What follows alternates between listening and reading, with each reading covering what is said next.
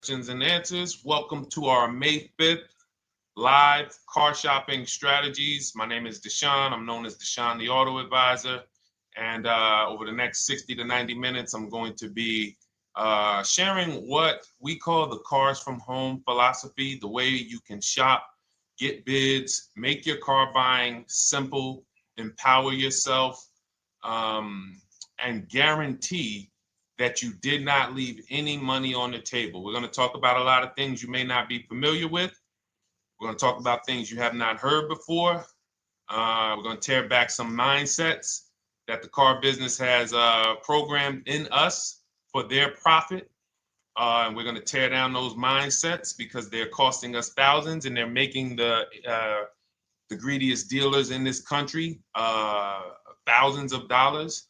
And we're going to get rid of that. So this show is sponsored by my new digital book. It's called Cars from Home, 7 Steps to Saving Time, Money, and Avoiding Dealerships. So I wrote that book to give you everything I know, everything I learned at Mercedes-Benz, at General Motors, running my own brokerage, and the hundreds of people, thousands now, that we've helped since 2021 to empower themselves in their car purchases. So part of my welcome offer to you is it's normally $97. You can get it for $24. That's my welcome offer for 30 minutes, anytime during the broadcast. As we go, you can get yours in my TikTok bio, in my Instagram bio, the YouTube comments, and the Facebook comments. It's a 75% off discount as part of my welcome offer for those of you who take action. And you'll have everything we teach here for the rest of your life. And you'll be able to move the same way you're going to hear me move and the way a lot of people I'm going to show you guys are moving. So no questions off limits. Feel free to start typing your questions. We are live on Instagram, TikTok. Hang on. I got Instagram up here. My man Dolan is moderating, so we're going to try to pull in every single one of your questions. Again, this is our May 5th live. We are live. It is Monday, so let's get to the questions. Okay, we got some coming in already on TikTok, Dolan. I see it is what it is. I'm just going to pull that one. I need to do one on shady mechanic shops. You should.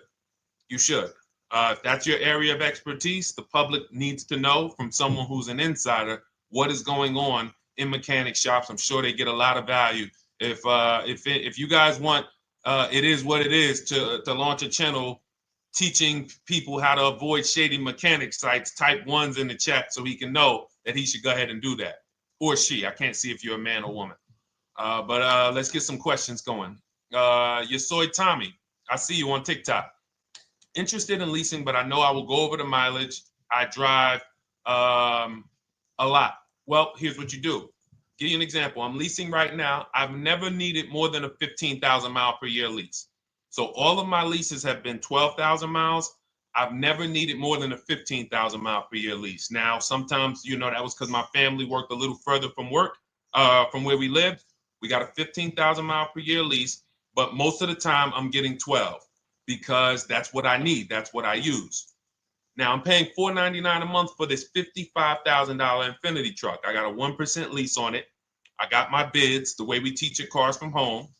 We're big on multiple offers. That's the only way you're going to save the big money and guarantee you got all the money is to get multiple bids. We teach you how to do that. You can do it by phone too. If you want to try to do it by phone, God bless you. We do it through email. We do it through emails and templates, and that's what we do. But I'm paying $499 a month for 12,000 miles. Now, let's just say I needed 15,000 miles. I would have bumped that lease up, and instead of $499, I'd be paying probably $30 more. So call it $530. Now, let's say I'm a high mileage driver at 20,000 miles. That instead of $530, I would probably be paying $620. And there I got my 20,000 miles per year. So the key is, and this is what you'll hear, people will blame the leases for not understanding that they choose the mileage. The mileage is not selected for you unless you go into a dealer and say, hey, work me up a lease. And then they're going to choose the mileage, probably give you 10,000 miles per year, and then try to close you on that. But that's not the way we shop. We're going to shop and we're going to adjust our miles based on what we need. So if I needed 20,000 miles per year, I would probably be paying $620 instead of $499. If I needed 25,000 miles per year, I would probably be paying $680. So I'm just paying, we get what we need and we enjoy our leases. because when we buy these cars and we drive ridiculous miles, we depreciate our cars, we destroy the value, and then we still have a loan on it in a lot of cases for a vehicle that we have destroyed the value in because we put 60,000 miles on it in 3 years. So our loan is moving very slow, but our vehicle's value is dropping through the ground very fast, which is typically how we end up with $15,000, $20,000, $25,000 in negative equity. I used to see it all the time in dealerships, especially when I was in when Uber took off. When Uber took off, year later, 2 years later, 3 years later, we had tons of people coming in with Hondas, coming in with various cars that had 200,000 miles on them, but they still had 3 and 4 year loans left. And, that's just a recipe for disaster. That's a recipe for disaster. So you should not be leasing, though, if you keep your cars 8 years. Some of you familiar with the 8-year rule, you understand. Everyone should not be leasing. I want to make that clear. Some people say, Deshone, you believe everyone should be leasing? No, I don't. If you are not keeping your cars 8 years, then you should be shopping for below market leases. Don't forget those 2 words, below market leases. Because if you're paying what everyone else is paying for their leases, it's not going to make sense. Some of these strategies are not going to make sense. You need to be getting below market leases. And the way we do that is to comparison shop, get multiple offers from dealers, have them compete for our business, and then we get these leases that no one else can get. Great question. So what if I go over 20,000 miles? What do you recommend doing? You choose your mileage wisely. In my book, I have a section called Choosing Your Mileage Wisely. The whole key with leasing is to scope out the mileage you're going to use, and that's what you shop for. If you know you're going to do 25,000 miles that year, you would do 25,000 miles on your lease. But you don't shop this way. We always shop with 12. A problem with leasing is once again, you go into the dealership, you say, work me up a lease. They're going to work you up what they want. They're going to say, hey, put 5,000 down. Who's had that happen? You go and you look for a lease and they tell you how much money you need to put down. Type me if you've had that happen. And again, welcome to everybody. This is our May 5th live. It's Monday, May 5th. Whether you're watching this today or you're watching this later today, because we will be rerunning this for those who couldn't make the show. Tell your friend they can catch it on our channels. But this is our live show. We're live every single Monday through Thursday at 12 noon. So you'll see people who will go and get blessed transition. You've had this happen. This is what you go in. They work you up a lease. Here, you need 3,000 down. Yeah, you need 3,000 plus your taxes and fees. What do you want to do? So that's them customizing our leases. We never want to do this. We want to customize our lease and run it like this, a template. All your leases you get with, ready? 12,000 miles per year. First month's payment only due at signing. That's it. 12,000 miles per year. First month's payment only due at signing. That is how you shop all of your lease offers, because this allows you to now use the 1% rule, which I didn't create. A lot of lease savvy people know about the 1% rule, where your MSRP, I'm going to just show an example of an MSRP, the price on the window sticker. Every lease is going to be brand new, guys, or either close to it. The price on the window sticker is the price we go by, the MSRP, and we're going to divide our monthly payment into the MSRP. And once we get that, the number, that's going to tell us if we got a 1% lease, if we got a 1.5% lease, if we got a 1.8% lease. And what we did was I created the 1.5% rule to know we were overpaying for leases. You don't have value when you lease something over 1.5%. But let's keep it to the point. The point is you're shopping all your leases, first month's payment due at signing, 12,000 miles per year, and then you're using the 1% to 1.5% rule to gauge the value. Once you find your best offer, that's when you go and you say, can you please adjust the mileage down to 10,000 because that's all I need, or up to 15,000 or 18,000. You shop your offers with 12. You find your best offer concerning what value is, 1%, 1.2%, 1.4%. You lock that up, and then you tell them, show me what the payment will be with 20,000 miles per year or 15,000 miles per year. That's going to keep you from walking into these 80% dealers which are never going to give you a below market deal, when they drop their prices, they're never going to drop low enough to beat their competition. That's why their name of the game is them keeping you from checking their competition.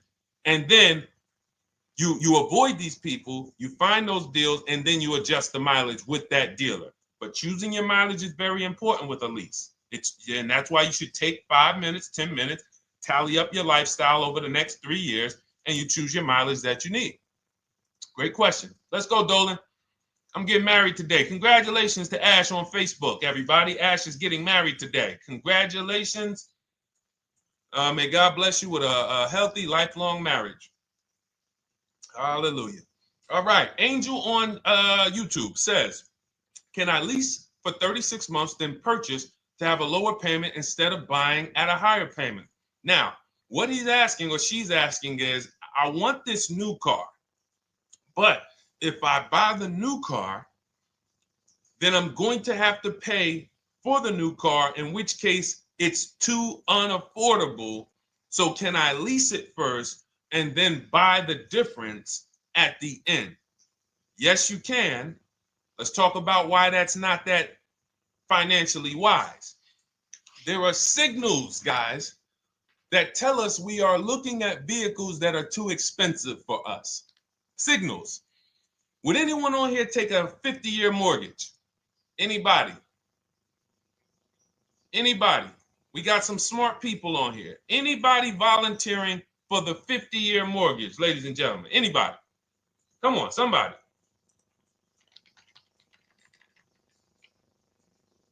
No, why not?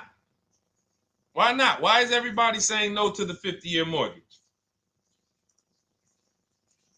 Because we know it's ingrained in us that a 50-year mortgage on a house means we can't afford that house, right? Same thing with cars. There's signals. And so when we cannot finance a brand new car and it's affordable, what should we be doing? We should be going to get a pre-owned car. That's what we should be doing.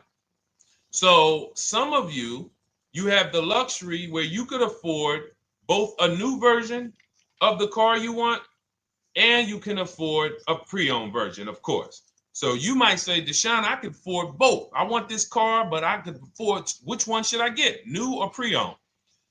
Thank you to the new gifter, Jeffrey Jones. Welcome. The Black King. Thank you so much. Gifter badges. Appreciate everyone who supports this broadcast. Thank you so much. You helped me to keep this information going. So what you're saying is, I could afford both. Which one should I get? In that case, it's a matter of your values. Do you want a brand new car? You want to treat yourself? You only get it every 10 years. So it's like, hey, I only get a new car every 10 years. I'm going to treat myself to a brand new one. Curtis Thomas, thank you for sharing. Or you might say, you know what? I want to go to value play. Even though I could afford a new one, I want to knock 20, 30, 40% off the price, and I want to get me a pre-owned version. So that's the people who could afford both. Some of you, you're like Angel, who like, I want this car, but I can't afford it new. In which case you go pre-owned, because you don't want to you don't want to lease a car 3 years, even if you get a below market lease deal, great lease payment, turn around and buy the difference, because you're typically going to need a 5 or 6 year loan for the difference. Once you get that 5 or 6 year loan, you add that to your 3 years that you leased the car, and you got 8 to 9 years of payments on the exact same car. 8 to 9 years of payments on the same car. This does not make financial sense to pay that long on a car. This is, you can't reach the reward stage where the car is paid off and you're putting money to the side for maintenance and repairs. You know, you got a paid off car, because the goal with purchasing is to get to that long-term ownership where the car is paid off. I don't owe anything on it.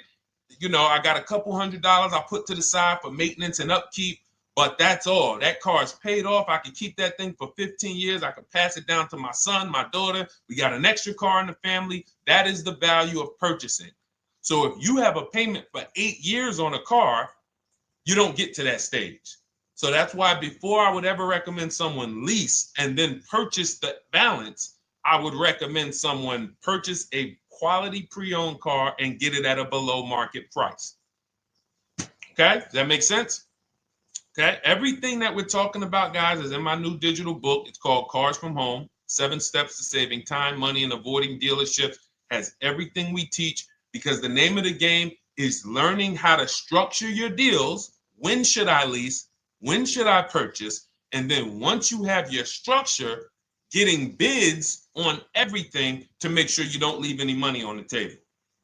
When you get bids on everything, you're never going to lose any money on your trade-in, because you didn't just get one offer on your trade-in, you got bids. You're never going to overpay for your interest rate, because you didn't get one offer on your loan, you got bids. You're never going to overpay for the new car or the used car you're buying, because you didn't get one offer on it, you got bids. And that empowers you to control the transaction. That is what we teach. That's in my new digital book, step by step. You can get your copy for 75% off, normally $97, but it's part of our welcome offer for 30 minutes. You got it in my TikTok bio, Instagram bio, YouTube comments, or the Facebook comments for $24. Okay, enjoy it, use it. All right, let's keep it going. I need to buy a car. I want to know how to buy the advertised new the new SUV vehicle for under $10,000 or even under $20,000. I don't really understand the question. Let me read it again. I need to buy a car, and I want to know how to buy the advertised new vehicle for under $10,000 or even under $20,000. Are you saying that's the discount you're looking for, or are you saying that is my budget? Please let me know. I don't quite understand. Go ahead to the next one, Dolan.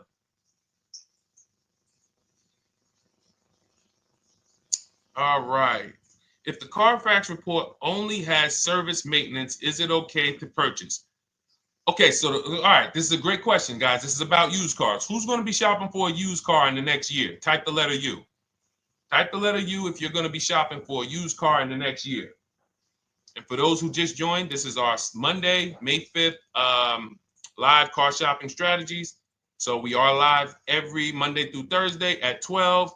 And for those of you who are watching the rebroadcast later in the day, you can, you'll get your questions answered. Somebody might ask a similar question, or you can join us Monday through Thursday at 12 live. Yes, so we got a lot of people who are going to be shopping for a used car. We got Buffy on Instagram, Fran Bar. Who else? A lot of people not buying? Okay. Instagram, the only people buying used cars? Okay, well, let's talk to you guys. Listen, so here's when you're looking at a used car, what you're focused on is first the service record. First the title history. What is the title history? That means, is it a salvage car? Is it a frame damage car? Is it a now, well, let's start first. Where do we find these cars? Let's start there. We're not going to lots. We're not stumbling onto people's lots. That's what they want. We do not want to go through our neighborhoods looking for used cars. Anybody who does not have a used car on a website, they're trying to take advantage of you, because that is unadvertised, that they don't want to be where the competition is. That is not the way we're going to move. And for years, it was like that. You drive past a dealership on the weekend, you see hey, oh, look, they got this nice yellow car, a nice big red car outside, and you just pull right in. That's 2005 stuff. Now, every used car, we need to be able to compare it to the whole market, which means we need to see it on a website, on a marketplace. So we're opening up, this is called my multiple marketplace strategy. We are opening up, and some of you are going to need a pen if you're going to really, or unless you're going to watch the rebroadcast, because I'm running stuff past you that, you're trying to buy a $30,000, $50,000, $100,000 car. We're not talking about how you're going to get a couple things from Amazon and, set up a little home studio for $2,000. We're talking about the second most expensive purchase most of you are going to make. So it's understand that you're going to need to focus in order to get the most out of what we're talking about. So we're going to go to the marketplaces. The marketplaces are Carvana. They sell their own inventory.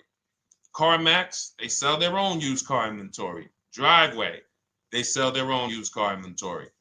We're going to go to now dealerships. AutoNation, they sell other people's, they sell their own. They buy and they relist it on their website. But then you have Car Gurus, you have Carfax, you have Kelly's Blue Book, no, not Kelly's Blue Book. You have Auto Trader, Car Gurus. So we're going to all these marketplaces, we open them right up in one tab. So now what we're doing is we're putting in our criteria, and what we want to do, we want to go 100 miles out. Even if you're not willing to drive 100 miles out, you want to see what the whole market looks like within 100 miles. So now, if you know what you can afford, then you can put in your price criteria. I have a tool that I created. It's called the Perfect Budget Calculator. Some people who have my book, you've used it, where you put in your down payment preferred, you put in your interest rate, you put in any equity from your old car, and it tells you, because what you tend to miss is the fees. That's what you tend to miss. So if you're not using this calculator that we created, you want to add another $2,000 or so, because you got to factor in the fees in that budget. Some of you go out and say, man, I think I could afford $30,000. Then when you find your car, they bump you up to $33,000 because you didn't factor in the taxes and fees. So this calculator does it for you in my book, and everything we use the Perfect Budget Calculator. But if you're not using it, just estimate another, a little higher. Now you put all of that into the marketplaces. Now you're looking for what the inventory is. Now, here's the reason why you must open up all these marketplaces. First reason, they have different cars on them. Carvana and CarMax has different cars than Car Gurus, Cars.com, Auto Trader. There's different cars on them. Another reason we need to open it up is because sometimes you'll see one car here on Car Gurus for $31,000, and then you'll see that on Auto Trader, they marked it down $2,000, it's $29,000. And you're like, wait, why the heck is it lower? This is the same car. Well, it could be because this marketplace got the notification first to lower the price, and maybe this one takes a little longer to see that, oh, maybe that takes 24 hours before their updates take effect. So that's why you want to open up all these marketplaces. Now you're narrowing this down first based on your color choices, what options you want, your models, and now we're starting to narrow this thing down. So we're narrowing it down. Now we start to look at the history of these cars. This is the best way to start narrowing down your used car search. Let's now dive into the history. I need the Carfax. Now, some of these websites will give you a free Carfax. Some of them will try to make you buy a Carfax. Now, I'm going to give you one of the secret strategies that we've been using for years in my book, and I'll tell you it right now. It is how we get free Carfaxes, because when we get to most vehicles, you guys, for those of you who are just meeting me, I worked in Mercedes-Benz for 5 years and General Motors for 5 years, and I ran my own brokerage. I started it in 2016, and I ran that while I worked at the car dealership. So I have a lot of experience and have seen a lot, and that's why I'm able to teach these things. I also love numbers. But one of the things that I know is almost every dealership has a contract with Carfax. So every dealership, we pay Carfax already. So what we're able to do is when we list our inventory on our websites, we're able to list the Carfax with it. We're able to provide that free of charge. But when we pay Auto Trader or Cars.com or Car Gurus, we are not able to actually push our Carfax to that marketplace. But if you come to our website and you find the vehicle on our website, most times you will find the Carfax for free. That is what we have been doing for years. So that now we have the Carfax, because the Carfax is the only way we can see those service records right now, because we've already narrowed it down based on, first thing we're doing is we're looking at title history, frame damage, salvage title, rebuilt title, total loss. That's the type of vehicle. The next thing we're doing to narrow it down, which is where many of you get in trouble, is you're looking at the service records. Skipping service records, buying used cars without seeing service records is disaster. The biggest indicator on if a vehicle was taken care of is what is on those service records. And if you can't see those service records, then I would not buy the car. Somebody say, oh, I'm changing the oil myself. If you don't have proof that you have changed the oil yourself, I cannot see it. I cannot see that you have maintenance this car, and that's a turnoff for me. Because now when you drive that car a year later, 2 years later, things start happening. You have no one to blame but yourself. Now the regret kicks in. Man, I knew I shouldn't have got this. But chances are, if you find a quality vehicle and you see service records on that previous owner's report, that's going to lead to a quality experience. Okay, so that's pretty much how the initial part of our multiple marketplace strategy. As you can see, we have this to a science. Nothing that we're doing is by chance. Nothing we're doing is on a whim. That is it. But let's go to some more questions. And I think the biggest thing I want everyone to understand so far is that we don't wing anything in this process. There's nothing, everything that I'm teaching you is going to be out of our systems. Now, some of you have different learning styles. So let's address this. Again, welcome to our May 5th, Monday, May 5th live. We're live Monday through Thursdays at 12 noon. And we rebroadcast this for those who couldn't make it. You can share this with your family. Tell them, hey, visit Deshone the Auto Advisor's channel. He did a great show earlier. He answered some questions that everyone had. You can watch the broadcast all through the rest of the day. Now, but we're live every week, but we're live right now. So now the biggest, some of your learning style is different. What we teach is we have the ultimate do-it-yourself guide. This book is rated 5 stars. Thank you to everyone who's rated it on Goodreads. Just pull it up right here. For those of you who are actually on Instagram or YouTube, TikTok, you won't be able to see this right now. But the book is rated 5 stars. We appreciate you. And this is the ultimate do-it-yourself guide, whether you're new cars, used cars, leases, bad credit, how to make banks bid for your financing, high mileage driving. It's all in there, step by step. And it's a digital book, so you don't have to wait for it. As soon as you get and hopefully you get there before the 30 minutes, so you get your copy for the $24 instead of the $97. That's our welcome offer. But that's your do-it-yourself guide. Some of you, you're a do-it-with-you person, and that's Shop with Deshone. You like videos instead of reading. You want coaching. You want support. You want a community. We have 1,600 people in our Facebook group. That's our Shop with Deshone. We've had 2,200, almost 2,300 people come before you. When you see me share people like Zafrina and like Melissa and Sheree, Ken, all of these people who are, they're showing their car deals that they got. Look, took me about 30 days. He went through, past Friday, locked down 2 vehicles, 2 Yukon 2025.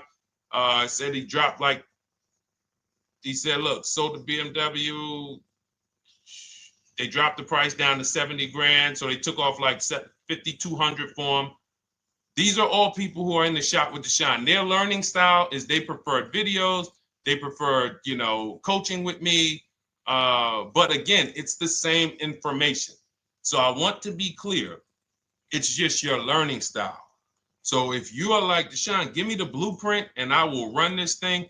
That you're going to be like the people who send, like Marie. Marie just wanted to let you know she got our book. Using the book, I saved over $13,000 off MSRP. Now, here's where the feelings get hurt. And this is not my intention. But some of you have these same vehicles that you're going to see me sharing that our people get. And when you see what they paid for them and what they're getting off of them, you're going to see, wow, I did not get that. I did not get that type of discount. So all of you who have this 2025 GLC coupe fully loaded, she said they took $13,000 off MSRP. She got her bids from home, got my payment to be hundreds lower per month, maintenance included, no money down. We are masters at no money down deals. You should not be putting money into these cars unless you intend to keep them for 10 years and you got a great price already. You got a huge discount already. You should not be putting money into these cars. I have never done more than $1,500 out of my pocket for any lease. And when my car that I bought, I put money down on that because I bought it to keep it. But everything else, we are shopping with no money down. So you're going to see that a lot. So again, depending on your learning style, you can head to my bios and to the comment sections, open the Cars from Home Toolkit, Shop with Deshone might be right for you. I don't care how you get the information as long as you are saving the money. I don't care. If you could do it with a $24 book, do it with the book. I would rather you say, man, this guy Deshone helped me. I bought his book. I got it on the sale because he did the welcome offer for $24. And man, I done got 4, 5, 6 cars using this thing. And all I paid was $24. Congratulations. I will celebrate that. I wish that for everyone, but that's not everyone's learning style. So, okay, Dolan, let's keep it going. I'm sure we got a lot more questions coming in. Molly from Facebook, great to see you. Needed to be here. Well, I'm glad. I just ordered a new vehicle last week, expected to arrive in 3 months. I need a breakdown of how to get out if the options they want, get out of the options they want to the MSRP. Well, first of all, what you want to do is you want to get bids now. You do not want to wait. Those of you, she's ordered a car. She's scheduled to be here in 3 months, and she has not locked in her pricing. Now, the reason when we order a car, we are always getting our bids first because the closer your car comes to arrival, the less leverage you have. They know once that car comes in there, she's been waiting for 3 months. She is not going to want to walk away from this car. She is not going to want to do this all over again. And they're going to probably take a shot and say, or if you look for a discount at that point, you probably are going to be like, no, I'm sorry, we can't give it to you. So what we're going to do is we have to now send that request out. Now, there's 2 ways for you guys to do this, whether you're leasing or purchasing new cars. 2 ways for you to do this. You can do it your way, which is calling around. Calling around, not going into dealers, calling around, ask for sales managers, try to get yourself at least 5 offers. Because the only way you're going to see how overpriced the offers are is to actually get multiple offers. So I'll give you an example. I'm showing you guys on the screen what a market report looks like. So we also have a division. We shop for people's new cars and their leases if they have good credit. So when you see, oh, I tried to pull it up. It's not loading. So what you're going to see, and some of you who've used our stuff, you can testify to this. There is a huge spread between the best price and the worst price. Huge spread. So in order for you to know you actually got the best price, you need to see 4 other offers that are higher. I'm going to say that again. Thank you to all the gifters on TikTok. Thank you, Jeffrey Jones. Appreciate it. You need to see other offers that are higher. So let's go back to my car. This dealer who won the bid for my Infinity truck saved me over $8,000.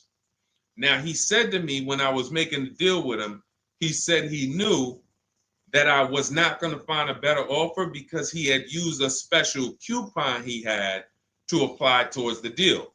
He needed the deal that month, and that's why he won the bid. So he's able to take off $8,000. If I was purchasing, I would have got $8,000 off the price. But I leased it, so my lease payment was $499 a month with $1,270 down total. And $1,270, $499 of that was my first payment. So every other offer that I got, $560, $605, $640, $700, $750. That's how you know you did it right. If you don't have a bunch of the 80%, we call them. This is the 80%. Some of you have heard me say we don't negotiate with dealers with fake fees. It's a losing battle because even when they take off all the fees, they're still super high. I'm going back and forth by email. So if you're using what we teach, you're taking minutes out of your day. You're going back and forth with email. We close deals in 60 to 90 minutes. I'm not inviting anyone to car college. 60 to 90 minutes of emails back and forth. Next thing you know, we're closing a deal. But you're going to see, even after back and forth and telling the dealers through email, you can do it by phone. Hey, I'm shopping other dealers. Please make me your best offer. I have all the templates written. So when you're using our stuff, you don't even have to wonder what you're going to say. You just copy and paste our template.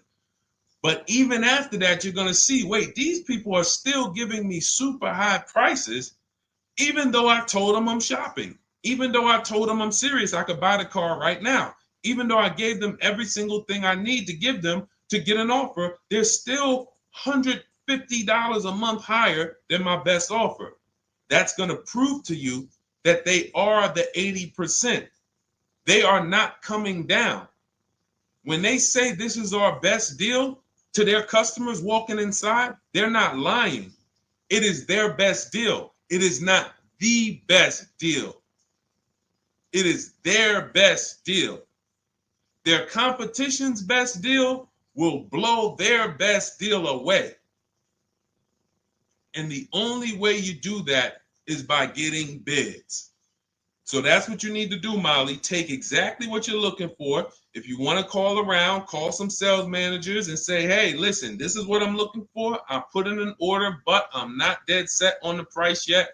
Haven't really gotten, I want someone to lock in a price for me.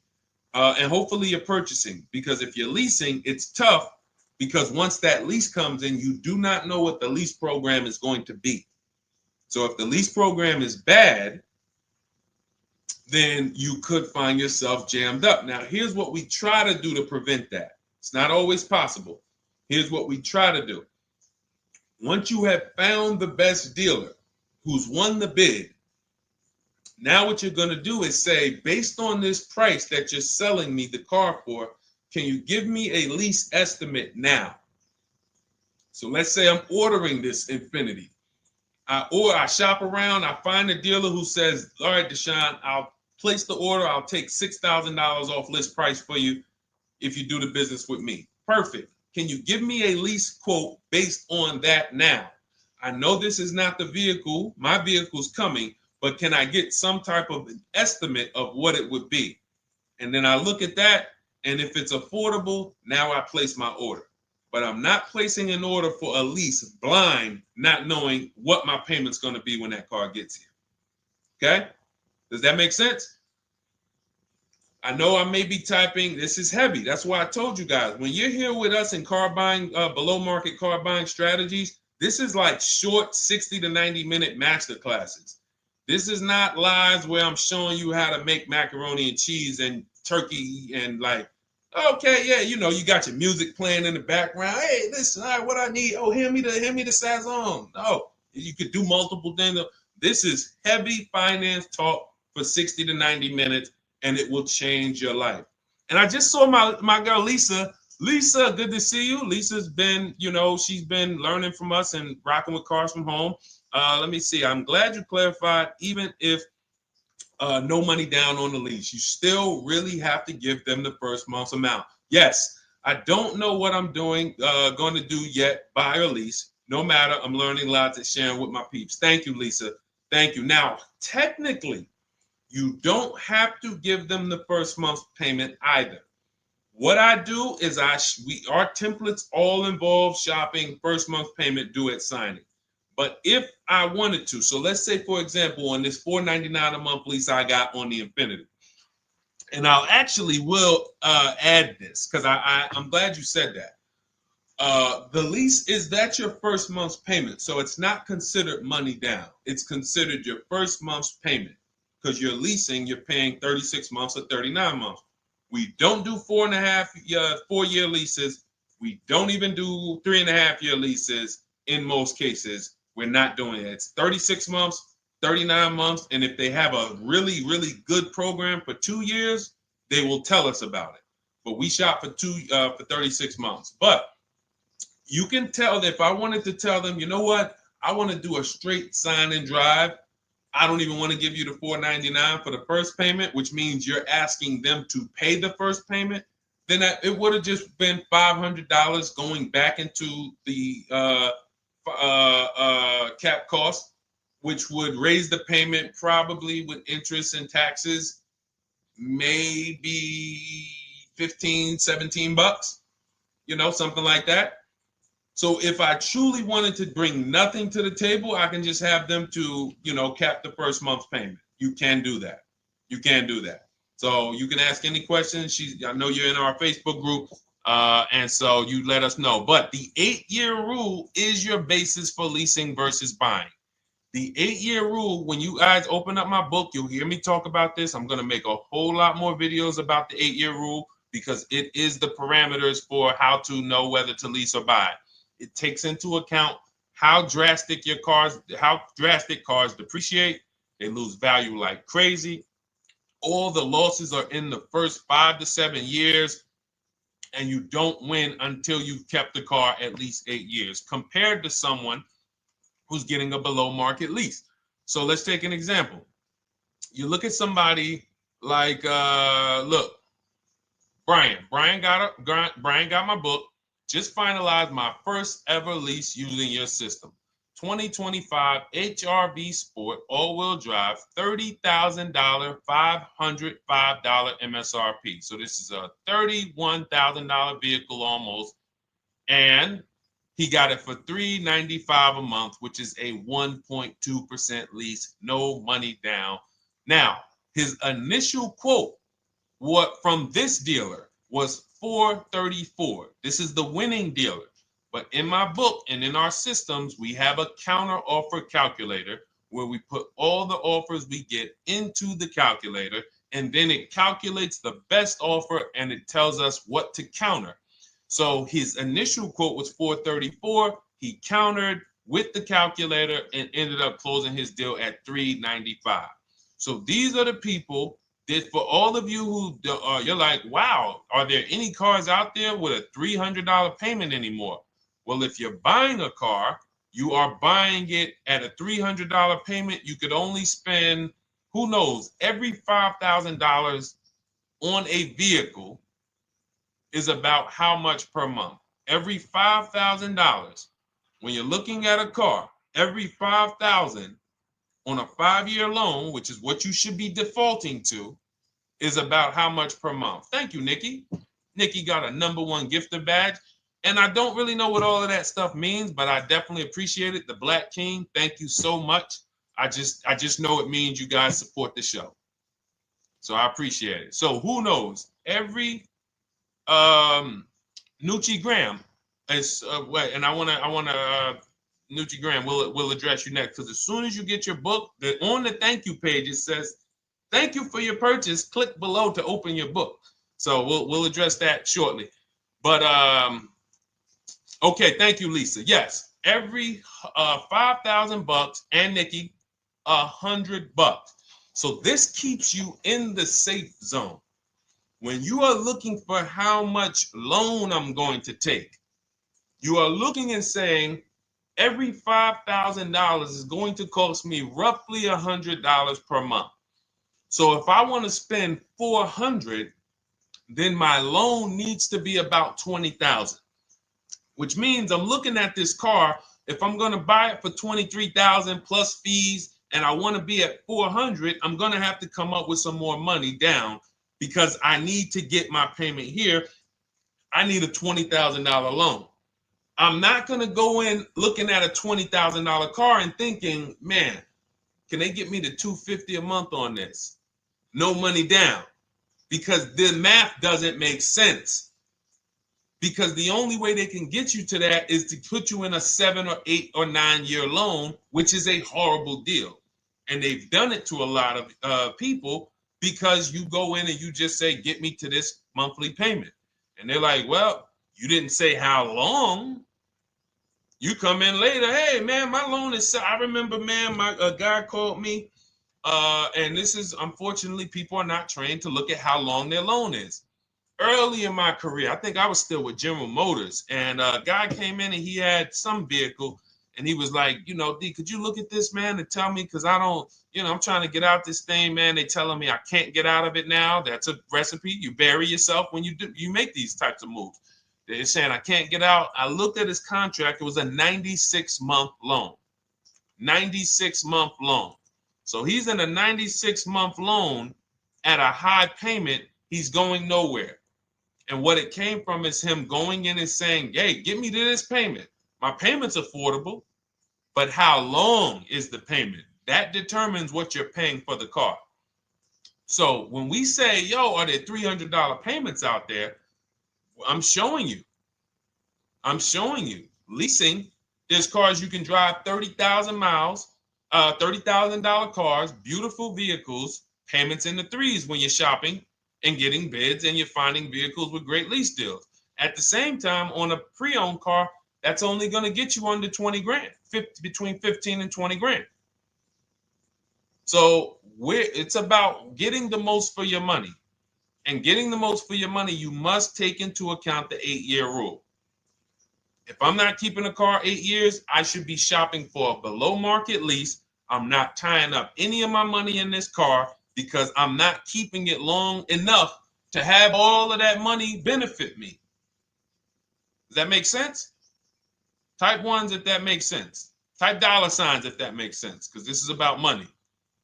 If I'm not keeping the car 8 years, then all the money I'm going to tie up in the car to pay for it, to pay off the loan, to do the maintenance, to change the tires, to change the brakes, to change the oil, to change the brake fluid, the transmission, all of the money I'm putting in that car, just normal maintenance. I didn't say anything broke.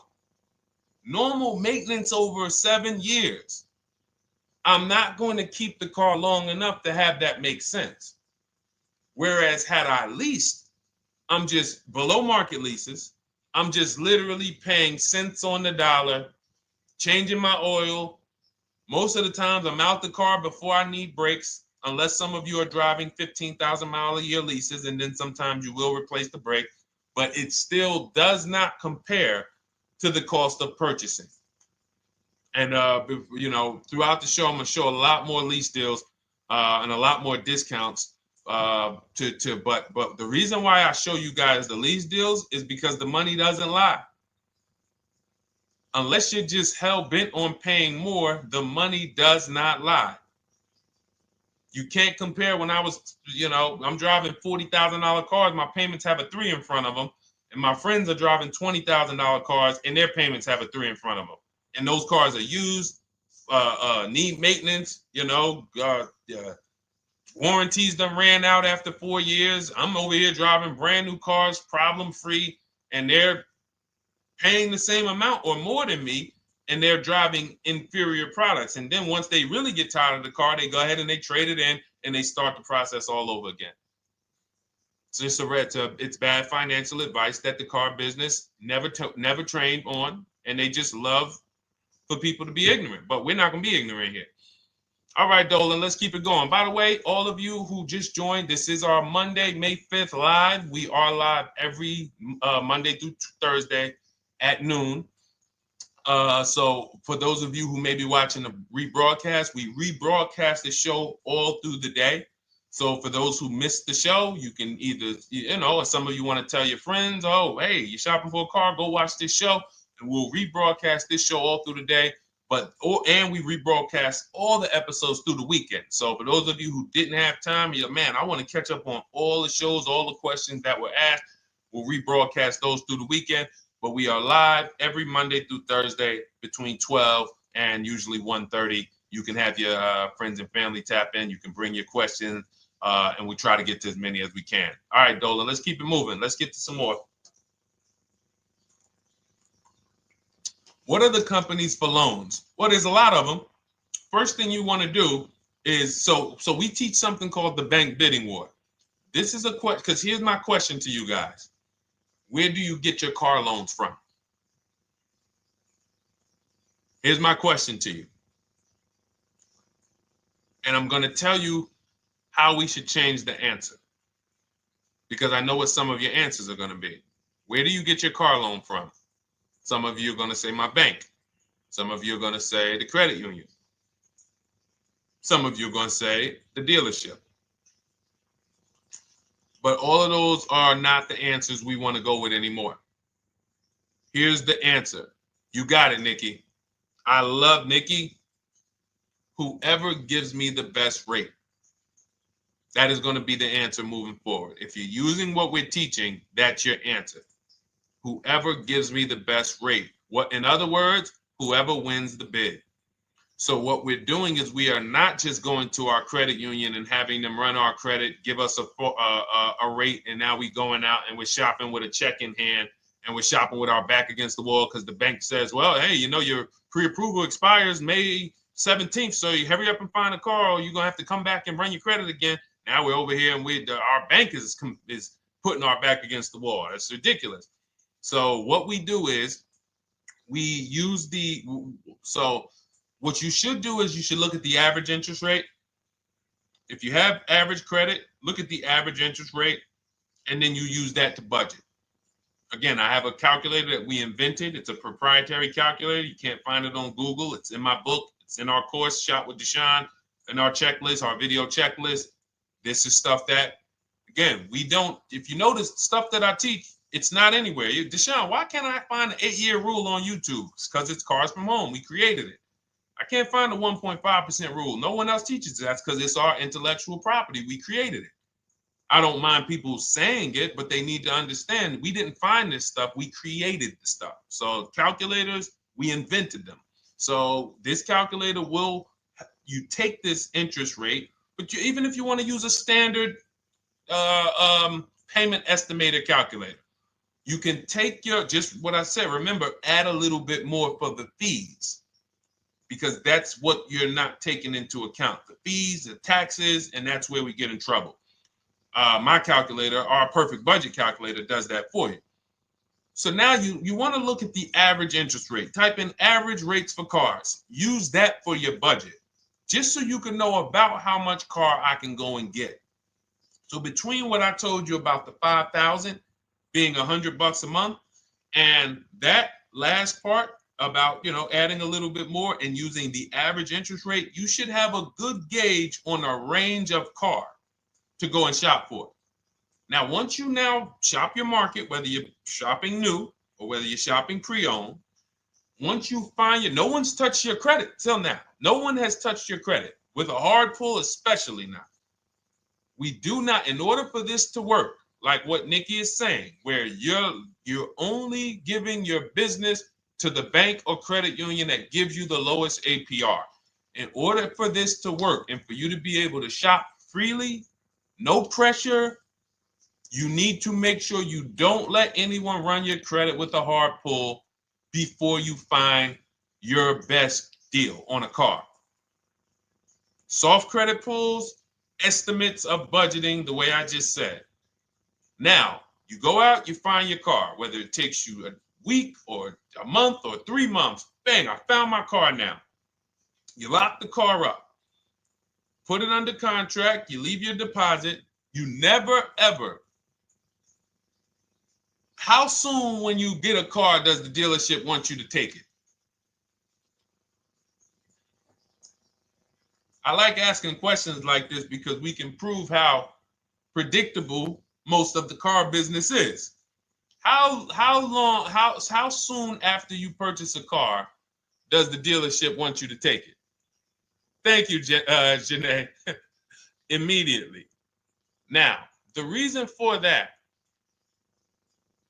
is, there's various reasons. There's various reasons. Right then and there, Molly, yes. But what I want you guys to focus on is what you lose by taking it right then and there. You lose the ability to shop the interest rates. And shopping the interest rates is very important because you'll always wonder, could I have gotten a better rate? So what you do is you lock the car up, you let them know, hey, I'm going to go home, just give me my, let me get my paperwork so I know exactly how much I need to tell my bank. And here's the key, if you guys can beat what my bank or credit union gets says, then I'll give you the loan. See, some people think that I teach don't let the dealerships compete. I never teach that. What I teach is don't let the dealerships be your first offer ever. They are always your last offer, and they're competing against other offers that you got. So now you're going home, your car's waiting, you're going to see what your bank, your credit union can do, and then you go online. You can go right online. Auto loans online, auto financing online. Let all of these banks and credit unions access your credit now with the hard pull, because there is an article that Experian did, and you can find it on almost any credit bureau, wrote an article on rate shopping. They allow you to have multiple lenders compete for your business within a small period of time. They say the window is 14 to 45 days. So if the window is 14 to 45 days, how quick do y'all think I want you to do it? If the window says, because that's a big window, as long as you shop within that window, at the end, those multiple inquiries will have the same weight on your score as one inquiry, because it looks as if you were shopping and you were doing your due diligence. Thank you, Greg, Sheila, with these gifter badges. I don't know. It's like a nice. I appreciate it, Glendale. Thank you.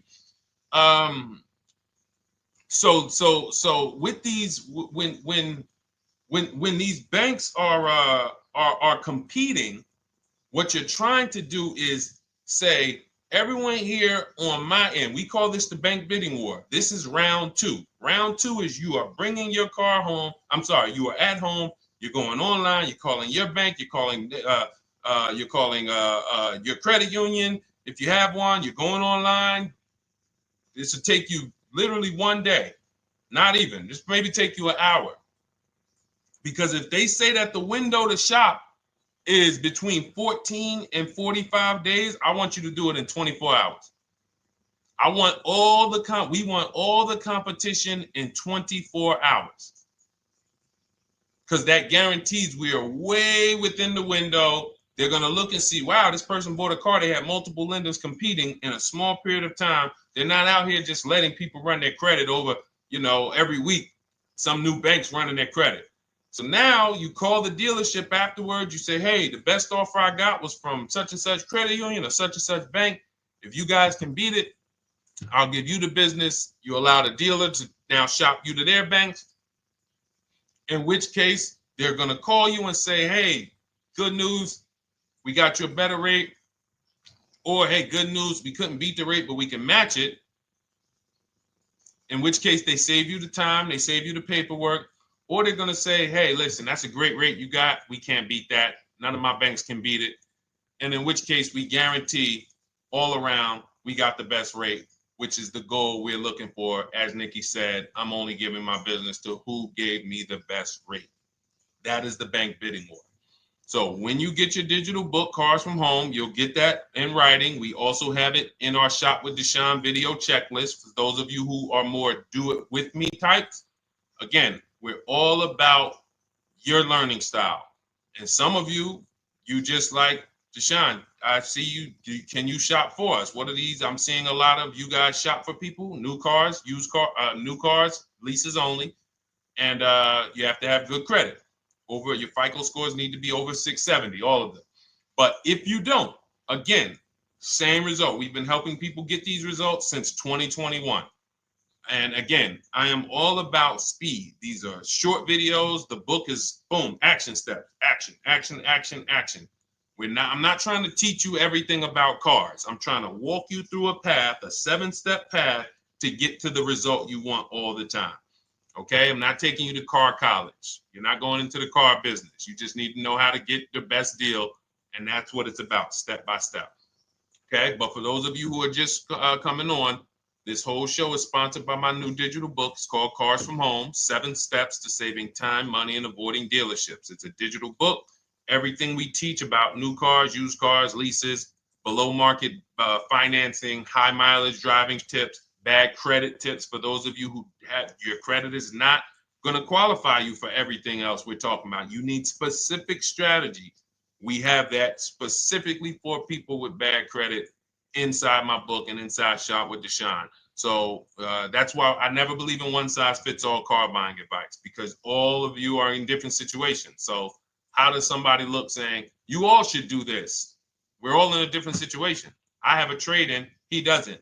He has a lease that's coming due, he doesn't. Oh, he has a lease that's coming due, he has equity in it, we need to help him get that equity out. He has a lease, it has an equity, but it has a third-party restriction. We can't talk to people the same. That's why everything we do is custom and letting you know, no matter what your situation is, it's very common to us. Very, very common. So, all right, let's keep it going. We got some more time, Dolan. Pull them up. More questions. All right, yeah, I see we got a couple more coming in on TikTok. How do I get the book? Well, the book is in my TikTok bio. In my Instagram bio, there's a website there. It's Cars from Home Toolkit.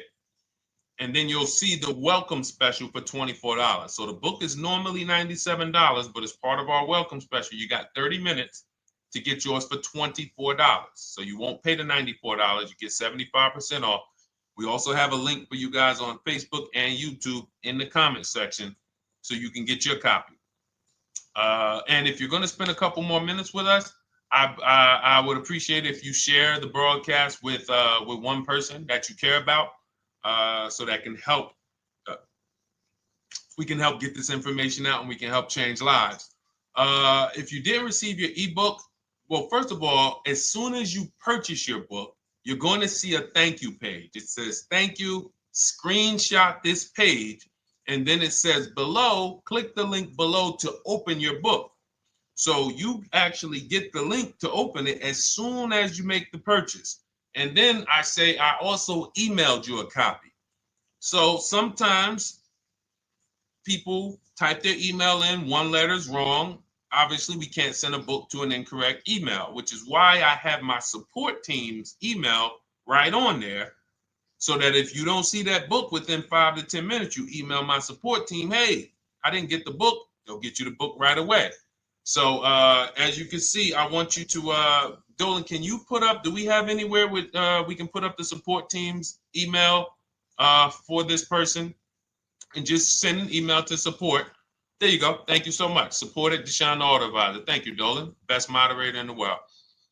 All right, so shoot them an email. Just let them know. Give them your first and last name, and they'll check the record, make sure that we have a purchase from you, and they'll send you your book right away, so you can dig right into it. Okay? All right, let's keep it. We work with clients all around the country. What I'll start doing, I wanted to bring some on here today, but I can't load them up. The system is showing an error. So I got a lot of people. I always bring tests. I always like to show results. So, you know, I'm a results person. So you'll see a lot of people that I share. Brian, who has our book, and, you know, his lease, Marie with her $13,000 off. All of these people made deals from home. They were not in a dealership negotiating this. You got, look, Frank, I bought your book, used your system, and just closed my deal and have positive results to report. I love when y'all email me, by the way. Like, please continue to do this. A caveat is I wanted a just released 2026 Genesis G70 Advanced, and there are no incentives. I could have gotten incentives on the 2025. However, I wanted the 2026, and I was willing to pay. So even with high demand cars, even with cars that are rare, this is the situation. I reached out to 20 dealers and I received 9 offers for 36 months, 12,000 miles on a $58,000 MSRP. The initial offers range from $1049 to $901 with everything in between. I counter offered using the calculator that we have and closed the deal at $815 on a $58,000 MSRP. That's a 1.4% deal. Now, mind you, that on a vehicle on a 2026 with no incentives, which means every bit of that was the dealer taking off money for him. He probably had to get at least $5-6 grand off to have that deal come in the 8s, when other dealers were quoting him 9 up to 10 and, you know, mid $1,000 range. So, you know, but so I show the book testimonials. I show my Shop with Deshone testimonials. But I want to start bringing these market reports so you guys could actually see that's our team shopping all around the country. And that allows us to stay, we're able to just stay on top of the market, like from state to state. It proves like this stuff is not, oh, if you're in New Jersey, the deals are better. Yeah, if you're in Florida, the deals are better. If it's California, we don't have deals out here. All of this stuff is not true. And thank God we have people using the Cars from Home systems, be it by book or be it by our video checklist, or be it us shopping for people all around the country where we can tell you beyond a shadow of a doubt. I can show you market reports from Texas, from Oklahoma, from South Dakota. We did a deal for a Mazda, a South Dakota deal, Nebraska, California, Florida, Georgia. We're shopping for people all around the country. And there's great deals everywhere in the country when you know how to make dealers bid. Because you're always going to find that 20% dealer who just wants to beat their competition. They're the best in the region. And you got to go out to find them. You got to have a system to find them. Because most of the dealers are not them. Most of the dealers are the 80%. That's just the way it works. It's a numbers game. And the 80% are very expensive. And when you walk into the 80%, they'll go down. You're like, oh man, all right, can you take off? Can you get me down? Like, yeah, man, you're like $150 a month higher than where I could be, my max. And they go back and forth. They're like, man, I could take off $50 a month. Ah, man, that's the best you could do.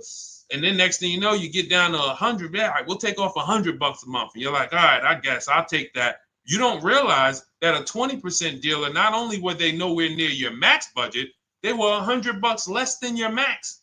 You're talking to the 80%. The 80%, when they come down, they're still here. The 20% are here.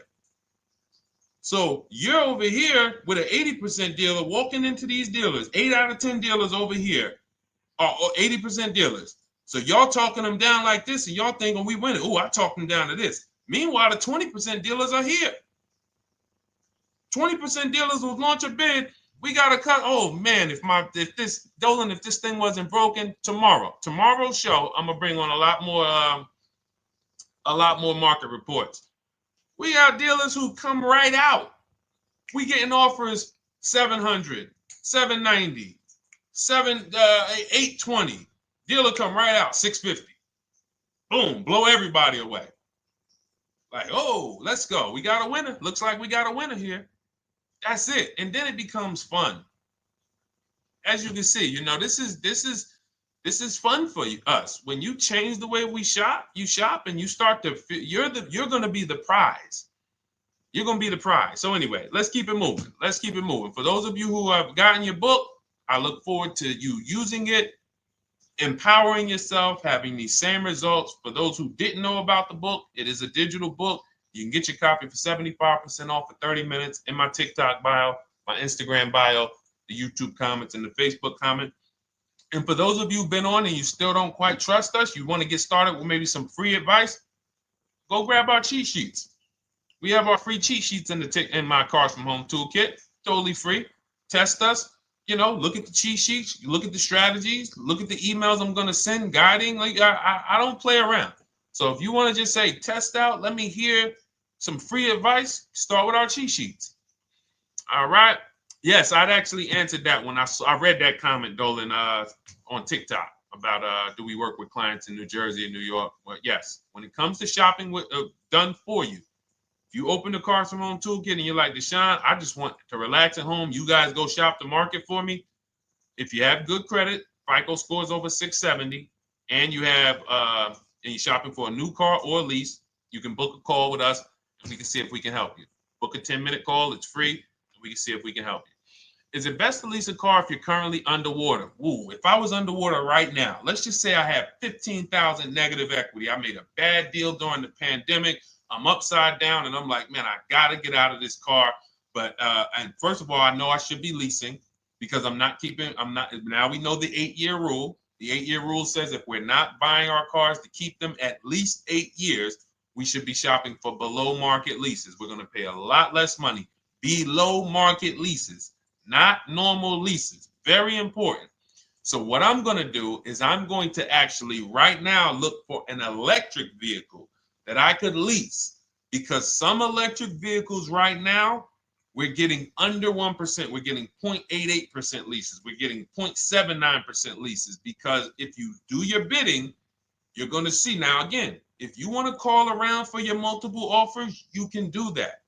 I'd rather you call around than to do what you've been doing. I'd rather you, with your new cars and your leases, call around before you walk. That's better than what you've been doing. But if you're like, Deshone, I don't want to talk. I don't want to wonder what I'm going to say. I just want to copy and paste. That's the Cars from Home way. Either way, you get your 5 offers, and you're going to see now, my best offer on this $40,000 electric car might be $320 a month. So I'm now driving a $40,000 car. If I didn't have my negative equity, then I would be driving it for $320. But now I got to bring this negative equity over. Now, the reason why you want to look at these electric cars for this is because if you try to bring a bunch of negative equity over, what ends up happening is you're now messing up the loan to value ratios, and the bank won't approve it. So you might go in and look at a $40,000 car, and now you bring this 15 grand of negative equity, and the bank is saying, we're not going to loan $55,000 on a $40,000 car. We're not doing that. So that's when they'll say, some of you may have heard this before, you have to put money down. They'll say, we can't get you approved unless you can put $3,000 down, $5,000 down. You have too much negative equity, and the bank is not going to approve it all. But when you get your bids on some of these electric cars, you're going to get $10,000, $15,000 off. And this is specifically what I would be looking for. I would be looking for the electric vehicle that when I get my bids, I'm saving 15 to 18 to 20 grand off. And if you guys don't think that's possible, you haven't been here for long. You know, this is Milligan. She bought her Mercedes EQE last year. She literally, MSRP of her car was $79,245. She got almost $30,000 off the vehicle. Almost $30,000 off the vehicle. $51,359 is her price.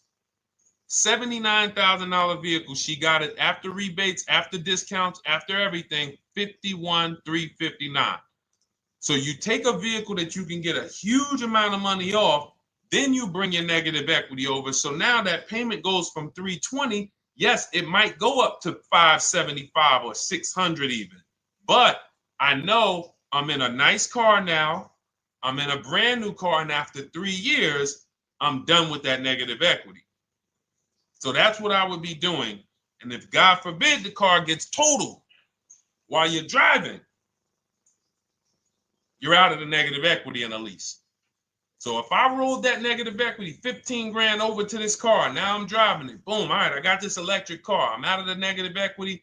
I got a good value. I'm in a $40,000 car. My payment is affordable. Now I'm driving. Oh, shoot, car gets totaled. I'm out. I can go get me another car now. I can go and get the same exact car, but I can get it for $320 now. So, you know, that actually is the reason why people commit insurance fraud and total their cars or get them stolen intentionally. But no, that's just something to keep in mind. Something to keep in mind. Because most of you, when you start leasing, you're going to see that was my reason for negative equity. That was my reason I kept having negative equity, is because I wasn't leasing. And that was the reason I was paying more money for cars than I should have, because I wasn't leasing. And again, the key is getting below market leases. You walk into a dealership and say, work me up a lease, you're not going to have these payments that, you know, we're talking about here. It has to be below market leases. That comes through multiple offers. Only way. All right, let's keep it going. A lot more questions. No gap then. Is that your first time leasing? Well, no, we'll get to that. I see it's a little conversation happening on TikTok over here. By the way, everyone, this is our Monday, May 5th live. We're live Monday through Thursday. Tell your friends, please. I would love for those of you who are going to keep joining us to see some friends tomorrow, family members tomorrow, co-workers. When you are at work, when you're talking to people, if they say they're car shopping, I would love for you to invite them to our live shows Monday through Thursday at 12.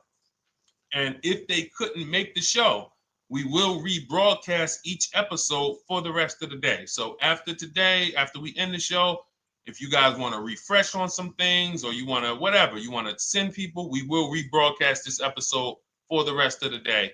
And then on the weekends, we put together a weekly compilation. We broadcast them all just for the people who couldn't make the live shows. But every Monday through Thursday, we are here. And yes, happy Cinco de Mayo to you too, Nikki, and to everyone who celebrates. All right, what do you think about waiting till December month, mid-month to buy a vehicle? I do not. Dealers need cars to sell before that. It's a myth. All right, we're going to dispel a myth, okay? When have we been taught that the best time to buy a car is? Thank you to everyone running up the likes on TikTok. We're at 3,400 likes. Every time you hear something you like, you double tap the screen. That makes a big difference. It sends a message to TikTok that we're doing something good over here. Okay, end of the month. Yes, sweet now. End of the month. So we're gonna peel, like I told you guys when we started the broadcast, right? We are gonna, yes, Molly, last day of the month, right? So this is what we have been taught. Last day of the month, come on in. That's where your deals are, right? Let's look at this logically. As a former car salesperson, the times where where I saw the dealer or myself being the most desperate was the times where we did not have a lot of customers. Sometimes you look up, it's the 10th of the month. They call us into a sales meeting. They say, hey, guys, we got to sell 200 new cars this month. We are only at 40. We are way behind. We are tracking way behind. Call anyone you know who's a real customer. We are entertaining every reasonable offer. Now, you've been taught there's a group of people that we know are coming at the end of the month. There's a group of people that we know that last weekend they're going to rush. But there's no desperation there from us because we know they're coming. So we look and say, I'm much more desperate at various times throughout the month than I will be at the end of the month. Because think about it. Every time you go into the dealership at the end of the month, is it dead or busy? You go into the dealership most of the time at the end of the month, is it dead or busy?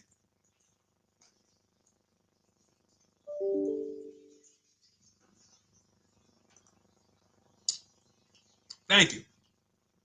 It's a zoo. It's a zoo. Customers everywhere. That means all the car salesmen are not worried about making a deal. In fact, they're looking at you and saying, hey, Molly, thank you. Listen, I know you, look, I know the payment's $780 a month. I know you said you wanted to be at $499, but, we've been going back and forth. Can you work your way up, get closer to the $780? Because they know now we can take a shot. Because we have some other customers behind you, Molly. Did you see the people walking out? These people just walked out. They're mad. We don't have enough salesmen here. We got people waiting 40 minutes to speak with somebody. Do you think you're getting the best deal when that's the energy? Yes or no? Let's just be honest here. See, you might forget some of the lessons that we teach if you don't have our books and if you're not in our video checklist and coaching. You might forget some of the lessons, but hopefully you won't forget the stories. So you walk in the dealership at the end of the month, the place is a zoo. It's people everywhere. They're ringing bells. They got the big clown, donuts around. Hey, you want a donut? Do we think there's desperation? Thank you, Sheila. Thank you, Molly. There's no desperation here. And they don't magically wait till the end of every month to hit their numbers. Some dealers hit their numbers at the 25th of the month. Numbers are hit. We still got people coming in end of the month. So What we want to do to answer the question is we want to be positioned. What I like you to do, for those of you who are in an emergency situation, you need a car in a week, in 2 weeks, that's fine. Everything we teach can guide you. We've had people who got their cars in 3 days. Like that's not something that is let's see. This is my second go around, much easier, more relaxing experience. Calculator definitely helps. Turned in my CRV, got a 2022 Marcus, some dealers wouldn't do. Somebody, I wanted to read you somebody who got their car in like 3 days, 5 days. That's normal. Again, like I said, we're not taking you to car college here. Like you know, our step-by-step programs can get you to your cars in less than a week, 90 minutes. But you don't want all your car shopping to be emergencies, because here's where you want to be. You want to be able to say no for up to 3 months. Reason is, there's a group of people that walk into the dealerships. They're there right now. They're desperate. They're giving off desperate energy. They can't say no. They back themselves into a corner for whatever reason. If their leases are up, maybe they don't know you can get an extension. If your lease is up this month, you can call. You can get yourself an extension for 1 month. Some leases will be extended up to 3 months, up to 6 months. Those of you who have cars and you're like, Deshone, I'm shopping for a new car, but I don't need it. I just, my car still got some life to it, but, I want to look for something new. This is a position of power to be in. This is where you want to be. You want to be able to say to yourself, all right, let me look at the offers this month in May. All right, I'm going to follow up next month because the offers change. The used car market changes. The lease prices change. The dealer desperation, it changes. I'm not letting tariffs push me into doing something and making a bad deal. I'm not doing it. I'm not worried about tariffs coming, because there's going to be deals no matter what. If the prices of the new cars go up, what happens to the prices of our used cars that we're going to be selling? See, that's how we really won during COVID. Some people who've been with me since 2021, that's how we were winning. My man John Shaw, he was one of the first people. David Isaacs came in, got his BMW. Yes, the lease prices were slightly higher back then. We were still getting under 1.5. We were still getting 1.4. John got a 1.2 on a Jeep Wrangler, but we were selling our old cars for 8, 10, 12 grand more than they would be worth today. So even if the new car market goes up, we know how to maximize the prices of the cars we're getting rid of, and we're going to offset it. So we want to position ourselves to be able to say no. That is the strength. That's the leverage where we can say, you know what? All right, I'm going to follow up next month. Now we're telling the dealers right up front, hey, call me. I'm good between now and June 18th. I'm good between now and July 20th. So now what those dealers say is, okay, this is a serious customer. By the way, we have all this in templates. In my book, you fill out the template, you fill in, here's the day you can buy a car. This is your deadline. When we blast it out, these are things you can call dealers and you can tell them, hey, I'm good between now and anytime before the summer. Call me if you get a black one with the red seats and this package in it. If you want to call around, you want to do it that way, you could do that. But what you're letting them know is, call me when you want to make a deal. I can make a deal today. Let me see the numbers today. Great.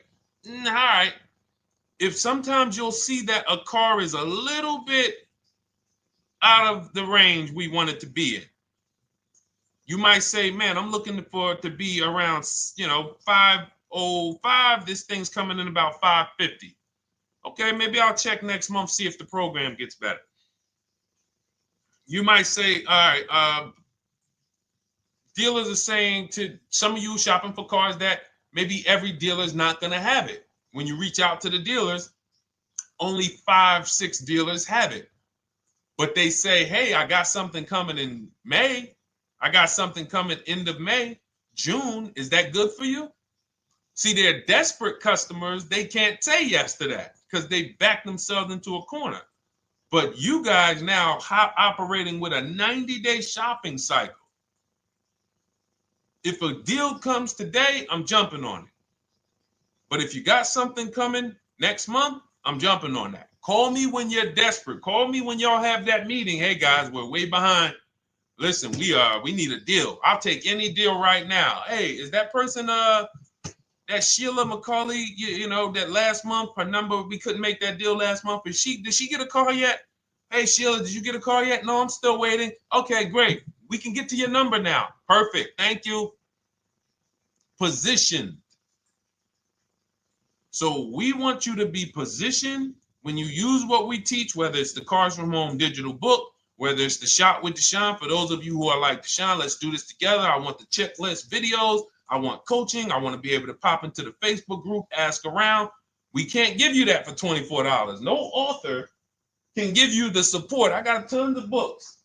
Dare to Be a Man, In His Steps, Tony Robbins' book. None of these authors can give me support for the price I paid for their book. That just can't happen. But some of you are like, you know what? This is a big investment. I want to make sure I have access to, you know, systems for life. That's the Shop with Deshone done for you video checklist. And then you got coaching direct with me in our Zoom calls every first and third Wednesday. Twice a month we do. And then we got our private Facebook group with 1,600 people. And then some of them are sharp as me. I'm telling you, let's look at, you know, y'all know I brag about Rosalie. If you like Rosalie, if girl got 4 cars in within a year, you know. Her first car was the Infinity. She got her Infinity truck. And I was sharing her a lot last year when she got her Infinity QX60, but she recently shared that she got 3 vehicles. And hold on, where is she at? I just had her up. So this is the people that's in the group. Like, look, 3 vehicles. Big shout out to Deshone the Auto Advisor for making these incredible deals happen. 3 new leases for my sons with only first month's payment down. She got a Nissan Rogue, almost $37,000 vehicle, $399 a month, no money down. Mazda CX-30 Sport, $28,000 vehicle, $28,300, $339 a month. That's a 1.2% lease. And she got a Mazda CX-50 Premium Plus, $40,400 vehicle, $420 a month. 2 1% leases and a 1.2% lease. And the cherry on top, she says, I sold 2 leases. Some of you don't even know you could sell a lease. She said, I sold 2 leases. She had equity. Now, not every lease has equity. But if 8 out of 10 leases don't have equity, then 2 out of 10 do. So if you've just been dropping your leases off at the dealership, hey, here's my old lease. Let me get the new one. Hey, here's my old lease. And you have not assessed the equity. Could there be equity in it? Imagine how much money you've left on the table. Imagine how much, wow, I didn't even know you could sell leases. She sold 2 leases, 2 2021 Elantras, walked away with $6,737 in equity. Deshone, I could not have done this without you. Your program is a game changer. So this is what we want. We want empowered car shoppers. We want people who are not intimidated. I don't care what this market does, whether I need a new car, used car, whether I got bad credit, whether I'm a high mileage driver, it does not matter. We have strategies to make sure you are going to win in this market or any market. Does not matter. Okay? So, for those of you who don't know, the whole show was sponsored by my new digital book. It's called Cars from Home, 7 Steps to Saving Time, Money, and Avoiding Dealerships. It's 5-star rated. Thank you to everyone who's rated it, reviewed it. It has everything we teach in a step-by-step format. It's normally $97, but as part of our welcome offer, you can get yours for $24 in my TikTok bio, in my Instagram bio. Click that website. It's the carsfromhometoolkit.com. Or we have a link for you guys in the YouTube comments, in the Facebook comments, and you just click the $24 welcome offer, good for 30 minutes. And for those of you who have different learning styles, or if you just want some free advice, we have some links in there for you as well. Whether you are a do-it-yourself type, whether you are do-it-with-me type Deshone, or whether Deshone, I think I qualify for that done-for-you shopping, where I can relax at home and you guys go do that work.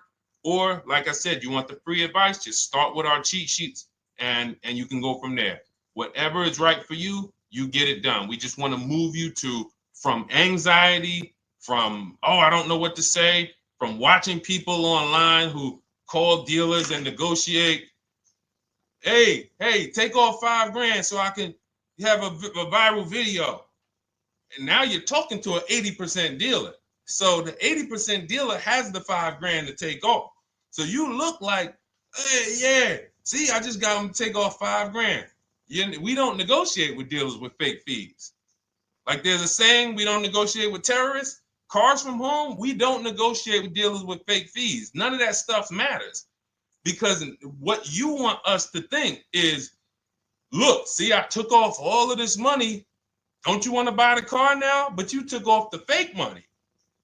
Had we been talking to a 20% dealer, what money are they taking off? The real money. The real money. So if we have two dealers, well, let's say 8, because y'all know I use the 80%. So the 80% are over here. The 20% are this small group over here that we got to find. Now, the 80% are starting so high that when they take off all the money, it's fake money. We marked up our cars. We got platinum kits on them. We got the Hertz service plans on them, and the Simonized kit and the low, all of that stuff. Okay, so yeah, we done took off 5,000 for you, but 4,000 of it was fake. Meanwhile, this 20%, they don't have the fake. So when they take off 4,000, it's real 4,000. And we over here talking to these people. Hey, take off all that fake money. See, guys, you can do this too. So listen, we bidding is the way to go. You cannot negotiate your way to a below market deal, but you can get bids and it will make your life easier. You'll start to enjoy your car shopping. You'll start to feel like you're empowered. You're the prize. Someone won your business. They won your loan. They won the opportunity to buy your car. You are the prize. So that's what it's about. So we are here Monday through Thursday, 12 noon. Make sure you meet us live or tell your friends and family who are shopping, hey, hop on this show. We're live on TikTok, Instagram, Facebook, and YouTube. But we will broadcast the show for the rest of the day.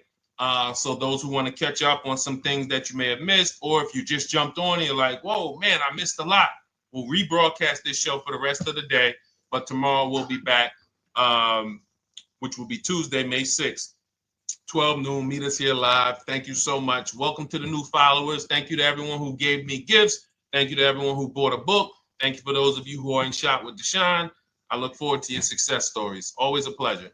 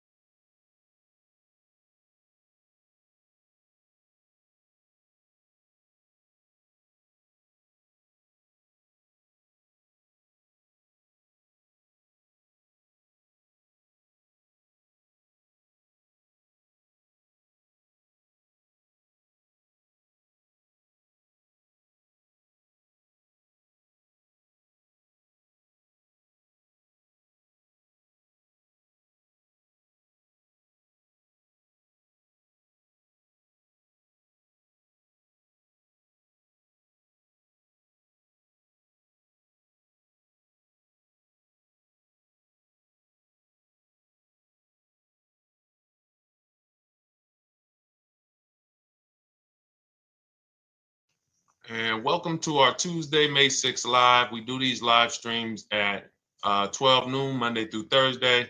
I am your host, Deshone the Auto Advisor. And for those of you who've never met me, I have devoted the last 4 years to teaching people how to get the best deals on cars and to learn all the mistakes that the industry, the car industry, would love for you to continue making, because they make a lot of money when you make mistakes. And so what we do here is we really just do questions and answers. I will teach on various topics that I feel are widely misunderstood, like the subject of leasing. And some of you who are new here, if you've never been here before, could you type a 1 in the chat if this is your first time on a stream? We do these streams about 60 to 90 minutes. And if you're going to get the most out of them, we just ask that you lock in, that you focus, because we will be talking about $1,000 mistakes. Nothing here that we'll be talking about over the next 60 to 90 minutes is hundreds of dollars. You know, I'm not looking to, have you spend some time with me on a Tuesday to talk about how to save hundreds of dollars. No offense, I'm sure that's important to some people, but we are here to talk about things that are affecting your bank account by the thousands every year. And so if you got some time, I would love for you to hit the like button, like wherever you are, and let's just tap in. You can start to type your questions. This whole stream is sponsored by my new digital book. It's called Cars from Home, 7 Steps to Saving Time, Money, and Avoiding Dealerships. It's a digital book. It's 5-star rated. Thank you to everyone who's rated the book and reviewed it. And it's normally $97, but for the next 30 minutes while you're watching, you can grab your copy for 75% off. That's our welcome offer. We always like to reward people for taking action. So you can get your copy for $24 instead of $97. And you can just head to my TikTok bio. You won't leave the show, my Instagram bio, the Facebook comments, or the YouTube comments, and use that link to get your welcome offer, and you'll have everything we teach. So as we go through this for the next 60 to 90 minutes, if you're like, whoa, Deshone, this is a lot. Wow, this is a lot. You can grab the book and make sure you have everything that I teach and everything in a step-by-step format. Okay? So I have my man Dolan moderating. Good afternoon. Thank you, Johnny Miller. Good to see you, Lil G. Again, guys, we are live. This is our Tuesday, May 6th live. We're live every Monday through Thursday at 12 noon. But we do rebroadcast these throughout the day. For those who cannot make them, you can watch the rebroadcast, or if you got to go back to work, we'll be rebroadcasting it for the rest of the day until our show tomorrow.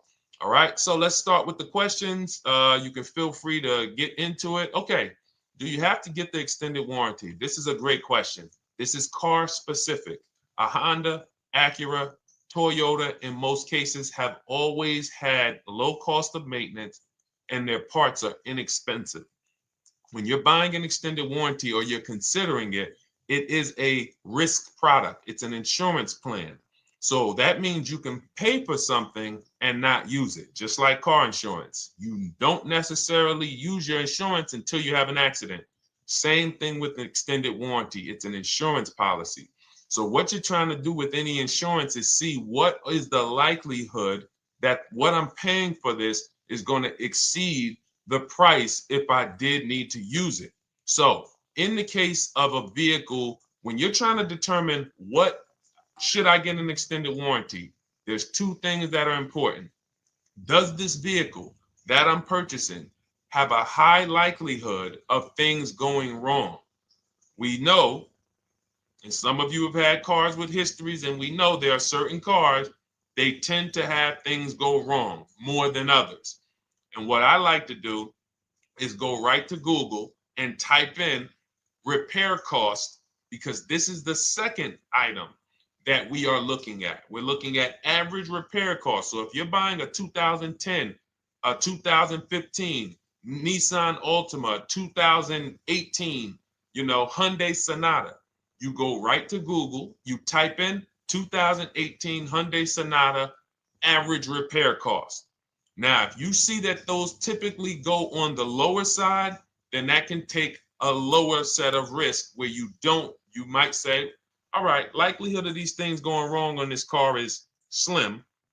But if you see that the repair cost is on the mid to higher side, that's shifting more risk to if something goes wrong, the cost for you to pay for it out of pocket will probably exceed the warranty. So when I work for Mercedes-Benz, who's new here? Type a 1 in the chat if this is your first time on a stream with us. First time you've ever been here, type a 1 in the chat. First time. What's up, William? What's up, DJ Ant Nice? Good to see you. Maggie, good to see you. Enrique, good to see you. Miko, good to see you. Tetra Washington, good to see you. Jan, good to see you. Claire Clairvoyant, good name. First time, if this is your first time, just type ones in the chat so I know. I don't want to assume anyone knows who the heck I am and what my experience is. Daniel Thompson on Facebook, great to see you. So I worked for Mercedes-Benz for 5 years, General Motors for 5 years, and I ran my own brokerage, my new car brokerage, called Cars from Home. I started it in 2016. Now, when I worked for Mercedes, when people were purchasing a Mercedes, what I would tell them is buy as much warranty as you can afford. Buy as much warranty as you can afford, because I knew that when something breaks on a Mercedes, nothing's under $1,000, and typically it's $2,000-$3,000. So a $4,000 warranty on a Mercedes Benz is usually worth every dime. But at the same time, we have cars that, again, less likely for things to go wrong, and then when things go wrong, if they go wrong, they can typically be repaired inexpensively. Good to see you, Arms Reach. Welcome on Instagram. Shout out to the people checking in live. Great to see you all. So that's how you're measuring extended warranties. You don't want to get an extended warranty on a vehicle that has a low cost of repair and a low likelihood of things going wrong. You can then take your money, put a little bit to the side, have a little emergency fund, that same $3,500 that you would have put into the warranty, or $2,500, you put that to the side over the course of a year, 2 years, put $100 a month to the side, and then have that be your cushion just in case things go wrong. It's better for you to have that money in your bank account, and if things go wrong, you take it to your mechanic. You must have a local mechanic. You guys know I swear by local mechanics on cars that don't have warranties. Even if you have a Mercedes-Benz, a BMW, an Audi, something that is typically harder to work on and takes more of a specialized engineer, there are still plenty of places that have those. I mean, there's shops where they used to be Mercedes-Benz techs. Now they have their own shops. This is who you want, because their cost, their labor is going to be probably 1/3 of what a dealership is going to be. So these are the resources that, again, keep more money in our pocket while getting us the same level of service and experience. Okay, great question. Welcome, Uncle Nene. Good to see you. Uncle Nene. All right, listen. Nicole, good to see you. All right, Dolan, you can pull up the next question. Feel free to start typing your questions. And as we get more questions in, we'll try to get to all of them. You guys know we're not always able to, but we do try to get to all of them. How do I shop around for the best lease deal without affecting my credit? Well, first of all, you're talking to someone who's, just so you know, I've taught thousands of people to lease.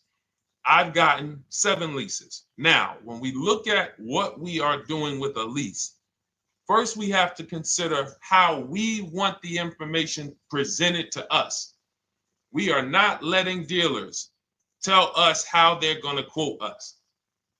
We are telling the dealers how to quote us. So we are going to have all our quotes. Thank you to everybody hitting the like button. I see you. I appreciate you. And shout out to the sharers. As I see people who share, I always like to give the shout outs to the people who share this broadcast with their friends and their family.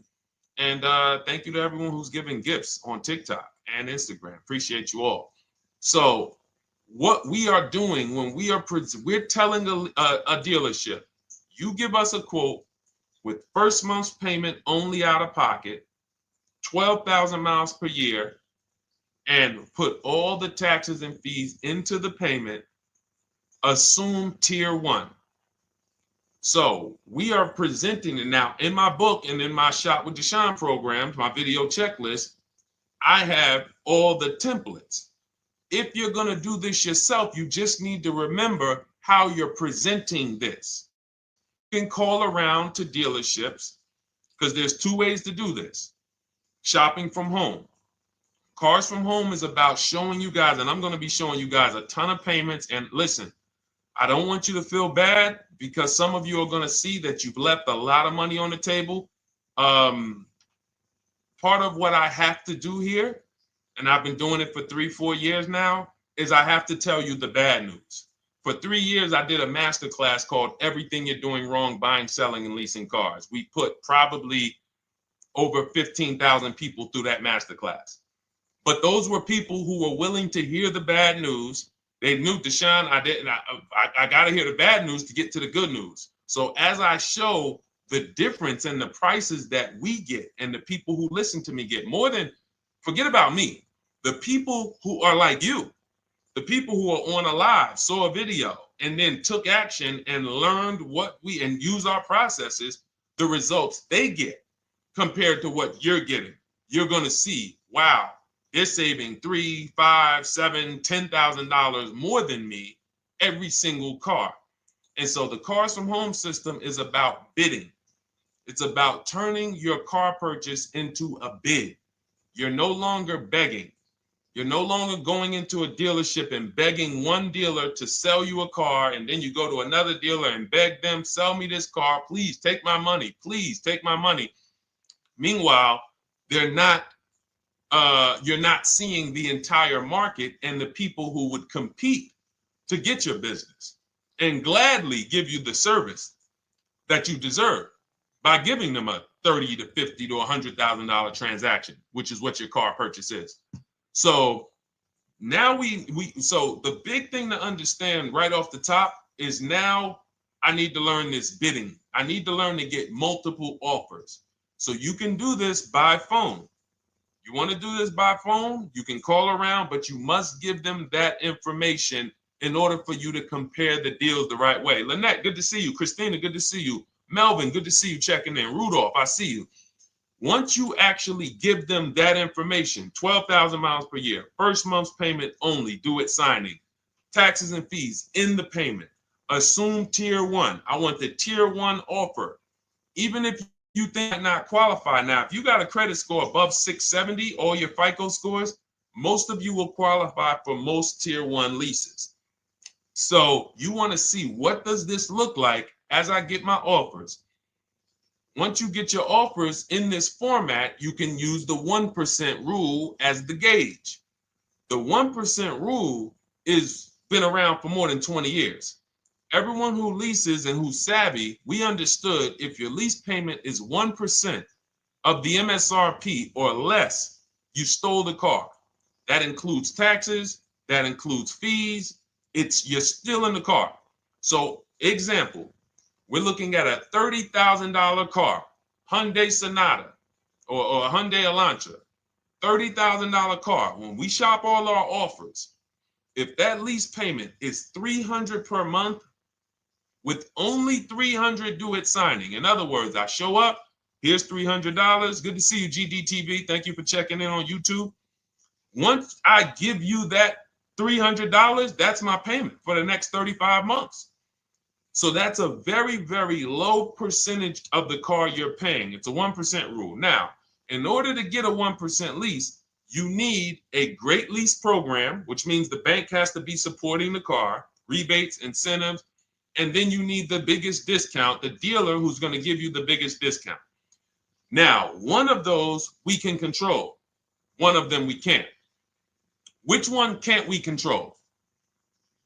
And for those of you who are new here, we don't play around here. But my people who are moving, and again, I'll show you, like a lot of people, we got a lot of people who've been following us, using our processes. They're locked in. They're not casually on a live here. We're not casually here talking. They are locked in. Like, boom, okay, I hear you. They're answering, they're typing, they're not, vacuuming in the kitchen and trying to hear. You can't do. We're talking about your second most expensive purchase of your life. It's going to be, you got to lock in. You got to challenge yourself to block out the distractions while we're on this stream, because this is your money. And if you don't take your money seriously, the car salesman will take your money seriously. Oh, I like that. Praise the Lord. God is good. You don't take your money seriously, the car salesman will take your money seriously. Man. So, all right, now somebody remind me the question I asked. I got so happy about that little catchphrase that I forgot who we were. So I know we were discussing, okay, we're talking about the 1% rule. So now, one of the things we can't control is the bank. We don't know what the lease payment, what the lease program is on a car. So when we shop cars, we are going to now look at multiple offers, and here's what you're going to see. Now, I'm going to show you an example of how we know or how we expose where the dealers are concerning pricing. Now, you can't see this on TikTok, but on YouTube, Instagram, Facebook, you guys can see this. I'm going to tell you guys about it. YouTube just doesn't let us do the same type of stream. But this is a particular Infiniti that we shop for. We have offers ranging, this is a $61,000 vehicle. We have offers ranging from $680 per month, which is a 1.1% lease. So a $61,000 car, $680 per month, that's 1.1%. We divide the monthly payment into the MSRP. Now, we can see here that there are some offers already from dealers that are almost $900, $889 per month. $889 per month, $873 per month. So now when we look and we say, whoa, how can we have two, like we have all these dealers have the exact same car, yet one of them is $200 per month higher than another dealer. Exactly. We call them the 80%. The 80%, even after back and forth, even after, hey, we'll take off some money. All right, we'll drop the payment $50 a month. Their offer is still so high. It's a horrible deal. Now, why would they offer this? And this is consistent. So I don't want y'all thinking, well, the dealers that I walk into, they're different, Deshone. They take off more money. It does not matter what you think. If you don't have the market reports, if you don't know how to get multiple offers so that you can see, we do this all around the country. We have students all around the country in Cars from Home. We have people we shop for. We have over 13,000 books sold now. Like, we have lots of data to prove this. 80% of dealers are going to be overpriced. This is another particular deal on a Toyota, a market report. And you guys can see that the out-the-door prices here, list price, $32,000. Out the door price with taxes and fees, $38,000. That means that dealer is charging all types of fees on top of their price. The $39,000 MSRP. Look at line number 3. $39,000. Out the door price is $41,000. We can see $39,000 out the door includes taxes, includes all the fees. So we can see that these out the door prices in the left, in the right column, are way higher than the MSRP, $35,798. Out the door price is $39,700. But look at the green. Look at the green. This is what we call, we found the dealer at this time who wanted to win the bid. They wanted to win the bid. They needed the car sold. This is a rotation. We don't say to them, wow, they won the bid one time, so they must win the bid all the time. No dealer can win the bid all the time, or they'll be out of business. But in this particular case, at this particular time, for this particular client, this dealer said, we're going to sell this car for that's $35,500, and out the door with taxes and all the fees, $34,994.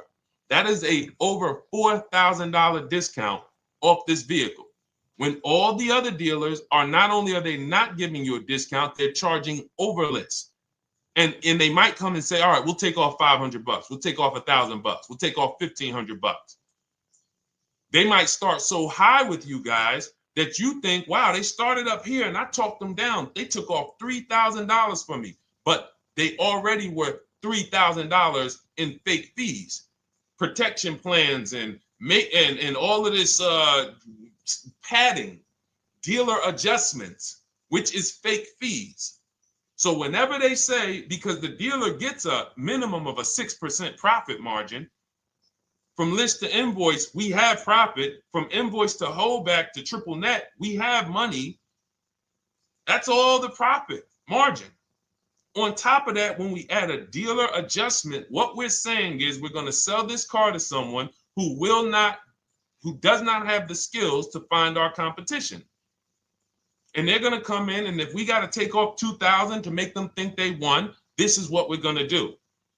But what we do here, what people like Brian is going to do, look, just finalize my first ever lease using your system, 2025 Honda HRV, $30,000 vehicle, $395 a month payment. no money down. His initial quote was $434. He ended up using our calculator, which we have in our book and in our program. If we put all our offers into that calculator, it tells us what to counter. He gets that offer for $395. That's his deal. We look at somebody like Wendell. Look, thank you. It's the least I can say for your book, Cars from Home. We're still in the middle of the process. Just sold our car today, like 10 minutes ago, for 30% above value. Why? Because he got bids. Look, using the insights from your book. I've read the book multiple times and told many people about it because it's that good. It's so intuitive and insightful. We'll be moving to the next step soon, and I'll write again. So now you heard him say we're moving to the next step soon. Step 2 in my book is the equity assessment. That's when we get bids for the car we have. We get bids. You're going to go to, listen, you should never be trading your cars in. Let me ask you all a question. Do we get the most money for you name me one thing that we get the most money for that thing trading it. Name me one thing. If I had this iPhone, do I get more money trading that iPhone in for another phone, or do I get more money listing it online and selling it to whoever will pay the most? Trading or selling? Let's go. Who's locked in? Tax advantages are very small. I understand you, Ronald, but the tax advantages, we have people that are selling their cars to cash buyers for $3 to $5 grand more than what they can get on trade. A tax value, a tax advantage for the difference is not, it's minimal. Exactly. Thank you, King Carter. You listed. So the money is in the bids and the competition.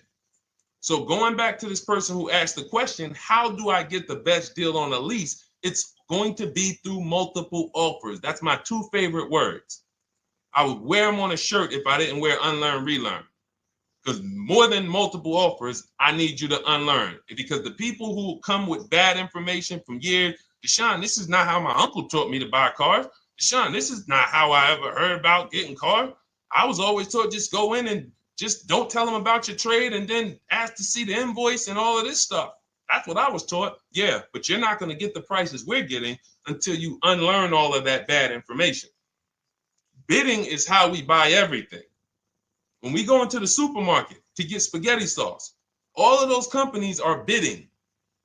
They're bidding. Hey, listen, we'll sell you this for $3.99. Hey, we'll sell you this for $5.29. But we got a better product. We got quality. Look at us. Look, it's all bids. Everyone who wants to sell us something is competing, except car dealers. Y'all notice that? So the mindset that y'all got to have if y'all want to really win and save all of this money and get these huge discounts is I'm going to start purchasing and leasing cars like I buy other things. It's going to be a competition. And I promise you, your whole life is going to change. Your entire car buying experience will change forever. You will be sitting here just like my man Ken, graduated, $585 a month payment, no money down on his Nissan Murano Platinum, $50,000 vehicle. He's paying $585, no money down. $50,000 vehicle. How much would a $50,000 vehicle cost us on a loan if he purchased it? How much would a $50,000? Some of you know every $5,000 is how much per month. Let me see who's locked in. Who's locked in? Every $5,000 is how much per month on a loan. I see you, Daniel Thompson. Check in. Good to see you, Dane. Thank you for breaking it down with complete truth. Keeping eyes wide open to know what to exactly expect. There you go, Dane. Welcome. Glad to have you here. We do not play around when it comes to this. All I want you doing is winning with cars, in love with your deals every time you get a car. All right, nobody knows the 5,000. How much is every $5,000 on a car payment? Come on, y'all. These are principles we've been teaching. Thank you, Daniel. $100. Thank you. $100. So we always want to default to a 5-year loan. I'm going to tell you why. when you default to a 5-year loan, you're in a safe position. Now, defaulting to a 5-year loan means when I look at a $20,000 car, I'm thinking $400 per month. 5-year loan, every $5,000 is $100 per month.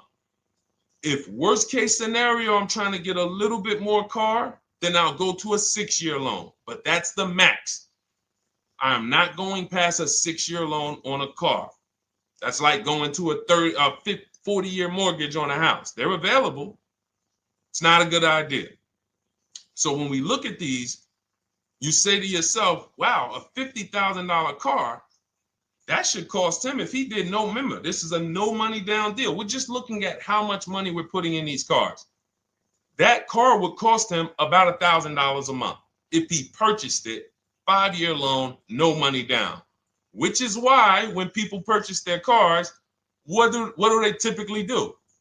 Come up with a ton of money, 10 grand, 15 grand, 20 grand, because they're going to pay into that car to try to lower that payment, because that payment. But some of us who don't have the down payment, we're financing most or all of the car.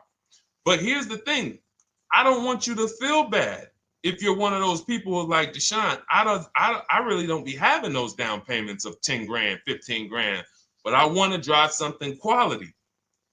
Exactly, I hear you. Here's the bad part about the people who are putting 15 grand down on their cars, but they're breaking the 8-year rule. This is what we call in Cars from Home and everything I teach, the most important question is how many years are you going to keep this next car? If it's not 8, then we don't purchase those cars, because here's what happens with people who go into their bank account, slap $15,000 down in a car, and don't keep the cars 8 years. And if anybody's willing to be honest, they will confirm this right here on the stream. When they go to replace that car in 3 years or 4 years, they literally have a little bit of equity. Maybe they're just breaking even. They're not getting that 15 grand back. It's gone. It's gone. Anyone who puts 10 grand down on a car and then comes back in 3 years, 4 years, all right, I had the car 4 years, 5, listen, I'm going to switch this thing up. They still have a payment. They are barely breaking even. Meanwhile, their payment was 400 or 500, almost double what it would have been if they leased a car, got a below market lease, and they drove a car, no warranty after 3 years, they're driving an inferior product. So if it sounds like I'm here to destroy people from purchasing who are not keeping their cars long-term, that is the goal. Because as long as you are buying cars that you're not keeping 8 years and you buy them, you turn around and you replace them, you are going to continue to spend way more money than people getting below market leases like Ken and like a lot of other people I'm going to show you on the stream. Lots of other people. Look,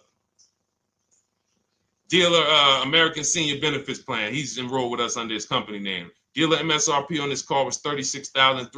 2025 Kia Sport X line. MSR, boom, boom, 561. Monthly payment is $400. Use the system back and forth. Got $400 a month on a 2025 $36,000 car. Once we put our taxes and fees in that would be a $700+ payment. $700 payment. He's paying $400. And y'all wonder why people are losing cars. $300 more per month to drive the same car? It's ridiculous. Imagine somebody like you, when you learn, now you're pulling up. I'm going to tell y'all one more story, and then we'll go into some more questions, because you might not remember what I'm saying. So those of you who have the book, you got this for the rest of your life. But you will remember, hopefully, a story. I'll tell you about my neighbor. So my neighbor finds out that I'm into this car business and that I educate. And he said, hey, Deshone, I was watching some of your videos and I come across this 8-year rule that you teach. And his wife had actually had a Kia Telluride. Popular vehicles, probably been one of the most popular SUVs, that the Palisade, since 2007, 2019. Super popular vehicles. People were charging $5,000 over sticker for them during the pandemic. People were paying it. We were getting them at discounts. Now, his wife totals the truck. She has an accident, totals the truck. She's fine. Truck is totaled. He was financing it. He said, Deshone, I see this 8-year rule thing, man, and I don't keep my cars 8 years. I said, okay. He said, so I'm thinking I should, like, you're saying I should be shopping for a lease on my next one. I said, exactly. I said, make sure you get multiple offers, because if you just walk in and say, hey, work me up a lease, they'll give you the same payment you had on the purchase. And then they'll tell you something ridiculous that they want you to believe, like, hey, the lease is the same price as the purchase, so you might as well just purchase it. And people believe this stuff. Now, I said, you get multiple offers, stay at home.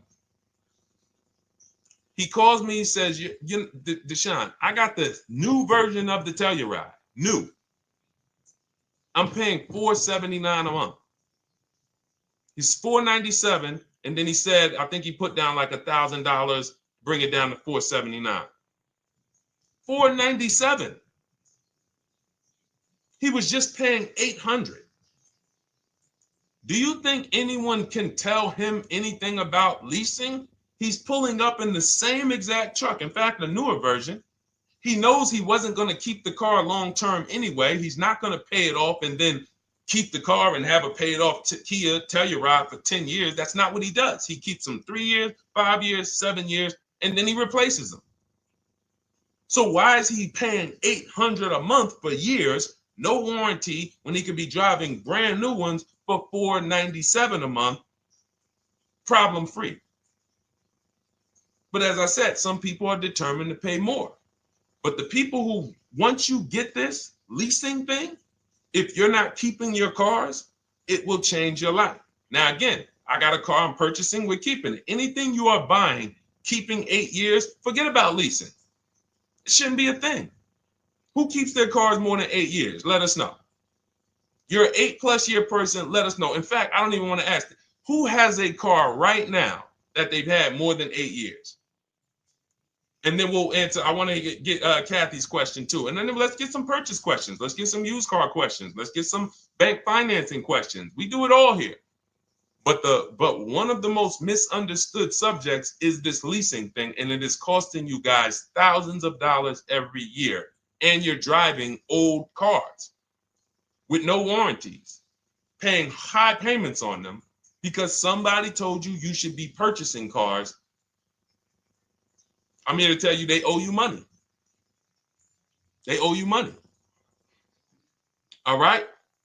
So who has a car right now that they've had more than 8 years? Let us know. How many years have you had it?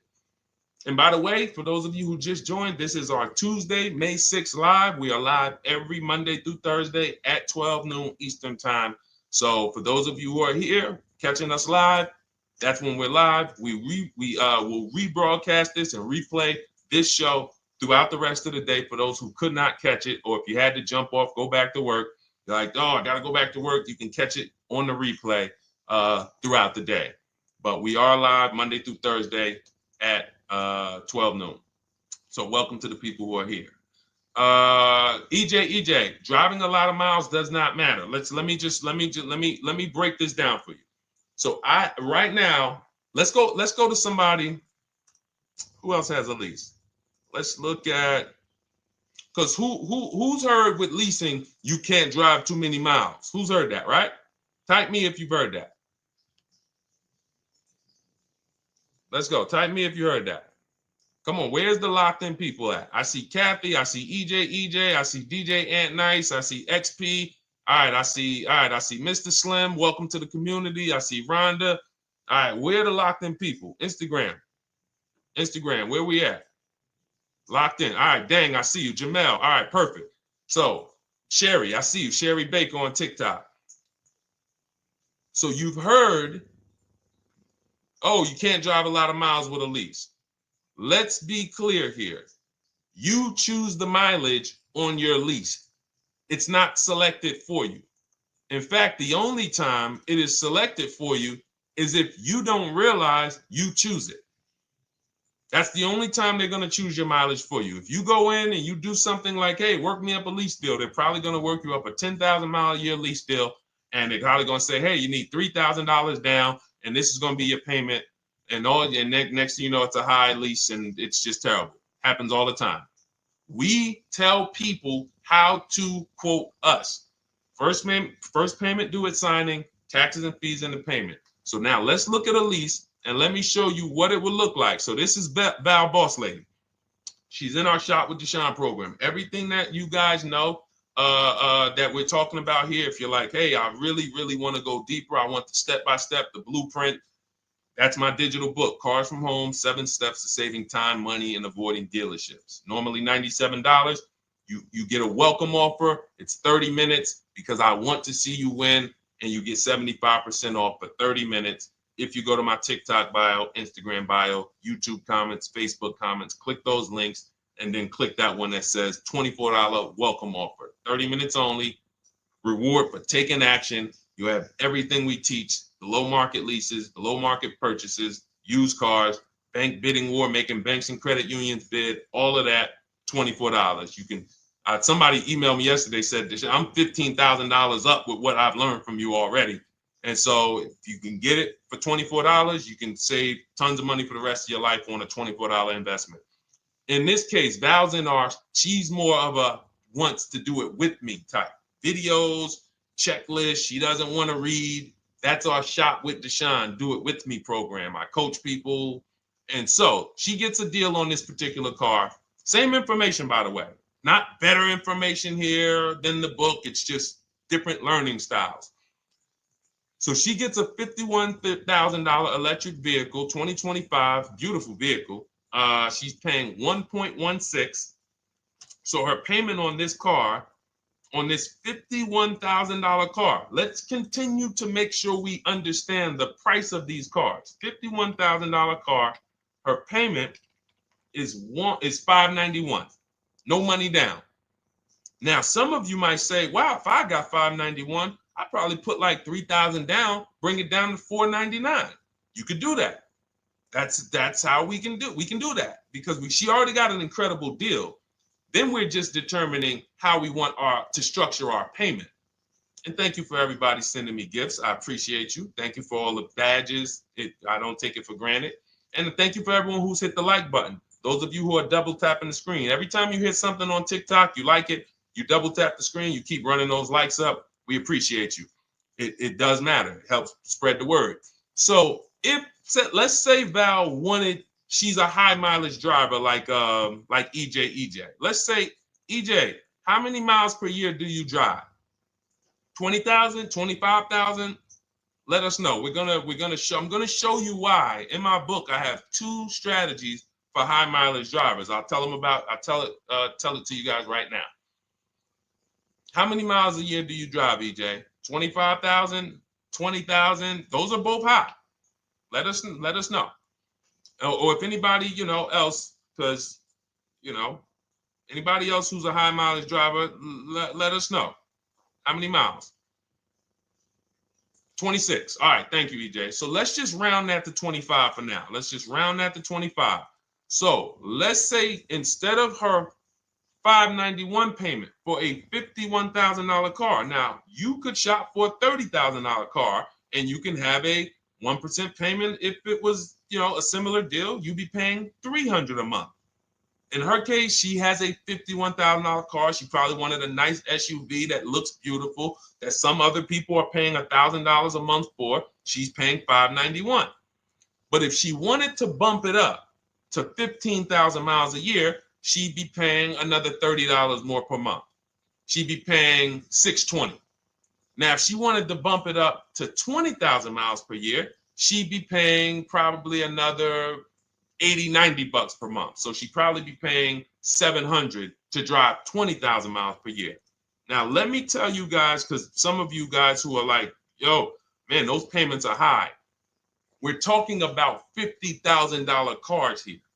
So if you were shopping for a $30,000 car or $35,000 car, naturally, if we took the same exact numbers, let's take a $35,000 car, 1.16 lease. That's a 406 payment, probably $399.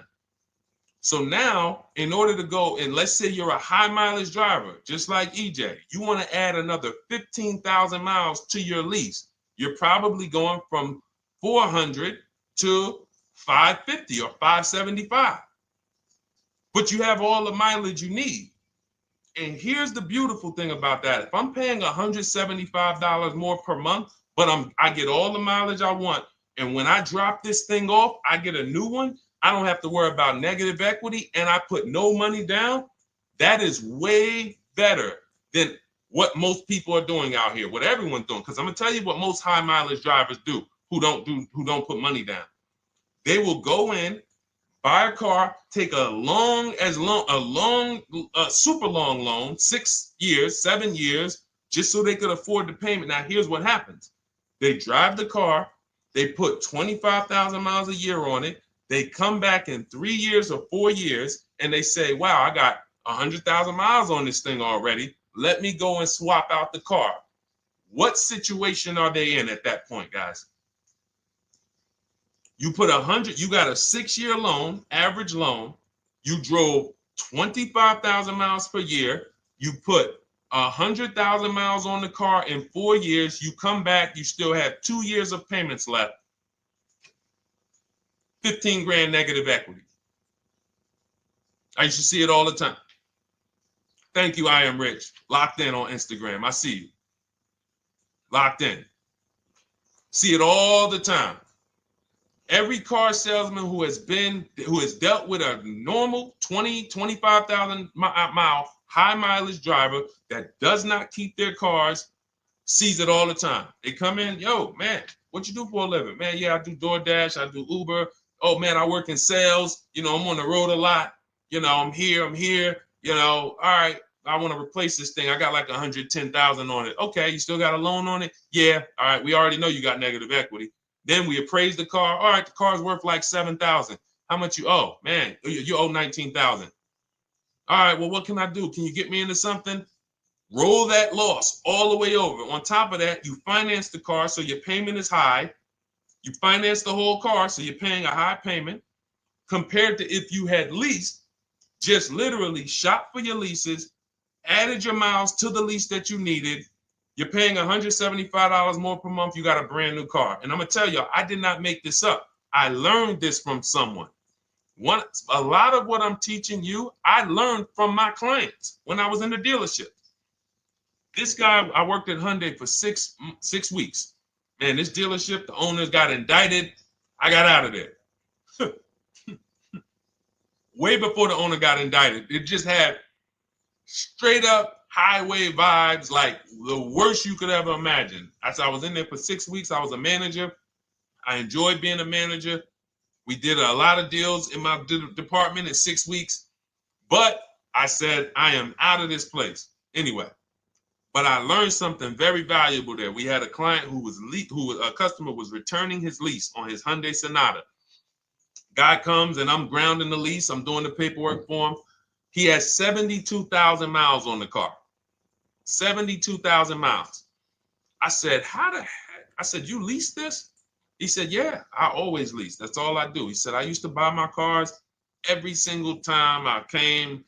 I had to put large down payments, 10 grand, and then I'm still having negative equity when I come to trade it in. I'm having high payments. It's ridiculous. I looked at his payment, and let's say the average payment for a good deal on a Sonata at that time was $300, $325, whatever it was. He was only paying like $550. He was only paying like $150, $175 more per month. He had a 25,000 mile a year lease. And that's what he did.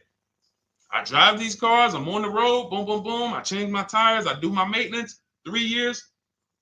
It's a fixed cost. There's no variable cost. I don't have any surprises. I'm not getting hit with a negative equity bill that I got to transfer, which means when I transfer my negative equity, I get less car on the next transaction. Because if I got to bring over 15 grand of negative equity, that's probably 300 a month that I'm paying for my old car when I get my new car. So if my new car was 400 a month, but my negative equity is another 300 a month, I'm getting less car for my money because now I got to take all those losses and bring them over to my new car. This is high mileage drivers and people who don't understand leasing. That's why you're losing so much money. And when you just flip the switch and realize Deshone is not talking to me emotionally, I am not talking to you about never do this, never do this, like these other people who say this, do this. This is how you buy a car. They never talk numbers. Y'all notice that? You notice that, right? You never hear them talk numbers. It's always never do this, always do this. This is the worst way to do this. This is the most expensive way to do this. This costs you the most money. They never talk numbers, though. That's why everything I do is to show you the numbers. Thousands of transactions since 2006 in the car business, helping people the last 4 years all around the country. This is the numbers that they might not understand. So if you're not keeping your car 8 years, it does not matter if you drive 20,000 miles a year, 25,000. You should be looking at a high mileage lease. Or my second strategy for high mileage drivers is this, because some of you want a nice car. This is for my people who you're like, man, Deshone, I'm on the road. I got my car that I do my work in. I kind of, slep it around. I don't really want to lease something and then put, that wear on it. I got stuff. I'm throwing bags in the back, whatever it may be. There's a strategy we created called 2 cars, 1 payment. And what will happen is your first car will be a purchase. And if you have an existing car, you're going to keep that. So let's say you have a car now, you're driving a lot of miles, you're doing your 25,000 miles a year. You pay that car off. You keep that car, and then you go and you lease you something nice, regular mileage. So you might get a 12,000 mile a year lease, and then you drive 12,000 in your mileage car, 12,000 on your nice car. Because some people are like, I want a car that I could, when I need to go somewhere nice, this is what I want to drive. When I'm with my family, this is what I want to drive. But when I go to work 5 days a week, I'm going to drive my mileage car, 3 or 4 of those days, and then I'll take the lease maybe 1 of those days, and I'm splitting the mileage. You still have 1 payment. It's low. And then every couple years, you replace the mileage car or you replace the lease car, and depending on when the lease is up. But you want to keep that, and that mileage car should be something that will last. Ideally, something that you can get 200, 300,000 miles a year out of that car. Because that's what that car is there for. Man, I'm hopping in this thing, man. Oh, transmission went out at 170,000 miles. Go get you a rebuilt transmission. Boom, boom, drop it in there for $2 grand. Get another 80,000 miles out of that car, but you still got your lease car, and you're just splitting the mileage. Both of those are short-term strategies for high mileage drivers. That is not for long-term people. If you're a long-term person, I keep my cars 8+ years. Forget about leasing. You should just be finding the best deal, below market purchase, keep the car, something you can keep for 8+ years. You can put 30,000 miles a year on a car 8 years in a row. If you get the right car, and in 8 years, you got 240,000 miles, and then you replace it. Forget about leasing. This is only for you guys not keeping your cars 8 years. You're getting killed on depreciation. You're paying tons of money. This is you are the people who should be leasing. Okay? So everything we're talking about this is the Cars from Home system. We teach this. I'm not freestyling this. This is in my book, digital book, Cars from Home, 7 Steps to Saving Time, Money, and Avoiding Dealerships. We have two strategies for high mileage short-term drivers, 1 strategy for high mileage long-term drivers. And so if you want your copy, you can get it for 75% off. That's our welcome offer to you. As a 30 minutes. Welcome. Thanks for being here. I want to reward you. If you want everything we teach in a step-by-step way, go grab your digital copy. It's in my TikTok bio. It's in my Instagram bio. Click those links. We also got a link in the YouTube comments and the Facebook comments. Grab your copy and make sure as soon as you purchase, screenshot the thank you page. You're going to see thank you for your purchase. screenshot this page because it has my support team's email on there. And then there's a link for you to open the book right there. You can save it right to your computer or right to your phone. Okay, but and we also have a special for those of you who are like Deshone. What about that, video checklist and coaching program? That's lifetime access to my video checklist. You're like, maybe Deshone, I don't really read. I like step-by-step videos.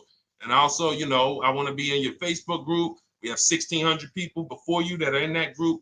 2,300 people that are shopping with us that have a lifetime access to our video checklist. We have a $200 special for that welcome offer. And so I'm always about rewarding people for taking action with a special offer. It's limited time though. And so get in where you fit in. All right, let's keep it going. Thank you, Corey. Said amazing knowledge. Thank you. And I'm glad I saw somebody said that's a great idea with the 2 cars. Thank you. It's a great idea. All right. You've convinced me to lease my next vehicle. Awesome. Awesome. Does your service shop for lease terms on the car? Absolutely. If you qualify for done for you, that means you just want to relax. That means we only shop for new cars and leases for people, new purchases and leases. And you have to have a FICO score over 670. But yes, here is a market report that we prepared for a client. Let me put on Do Not Disturb. Here's a market report we prepared for a client. Okay, so I showed you that that's an affinity. We didn't even finish that. We had just started for this client. But this is, do I have one here? No. Do I have a lease market report here? Yeah, right here. So that's an example of what a Kia, this is a particular Kia lease where their best offer was a 1.27 offer. Now, here's how you know you found the bottom of the market. And again, whether you're using the book or whether you're calling around, again, you can call around to do this. The key is not going into dealerships. You cannot do this going in. Once you get your offers, you know you found the bottom when your best offer is between $150 to $200 less per month than your worst offer. And if you're purchasing, you should see a spread of between $3,000 and $5,000 minimum between your best offer and your worst offer.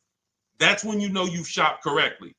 Because until you find the 80% dealers, you have not shopped correctly. If you're like Deshone, these prices still seem close. You have not found, you're talking to the 80%. You haven't found the 20% yet. Because the 20% is going to be that $3,000 to $5,000 less than the 80%. That is just the numbers. That's the way it works.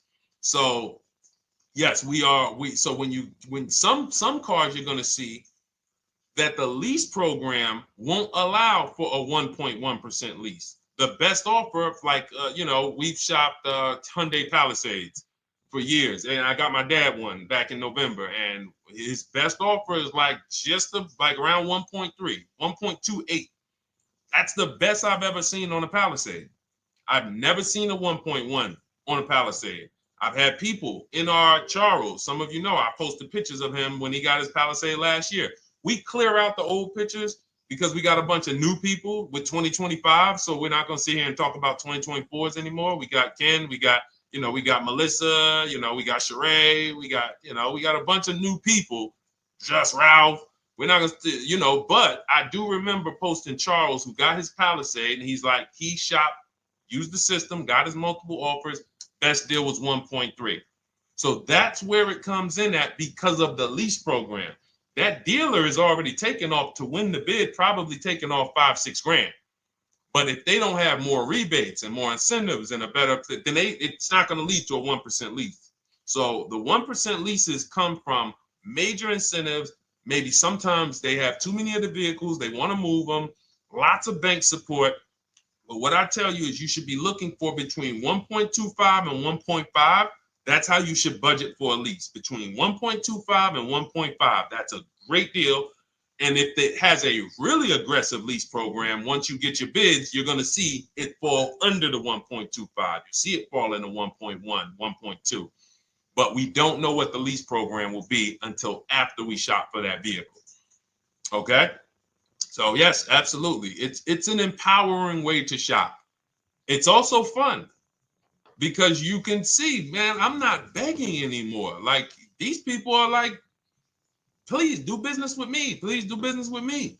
And then you start to feel bad for everybody who's still in those dealerships doing it the old way because they're talking to the 80%.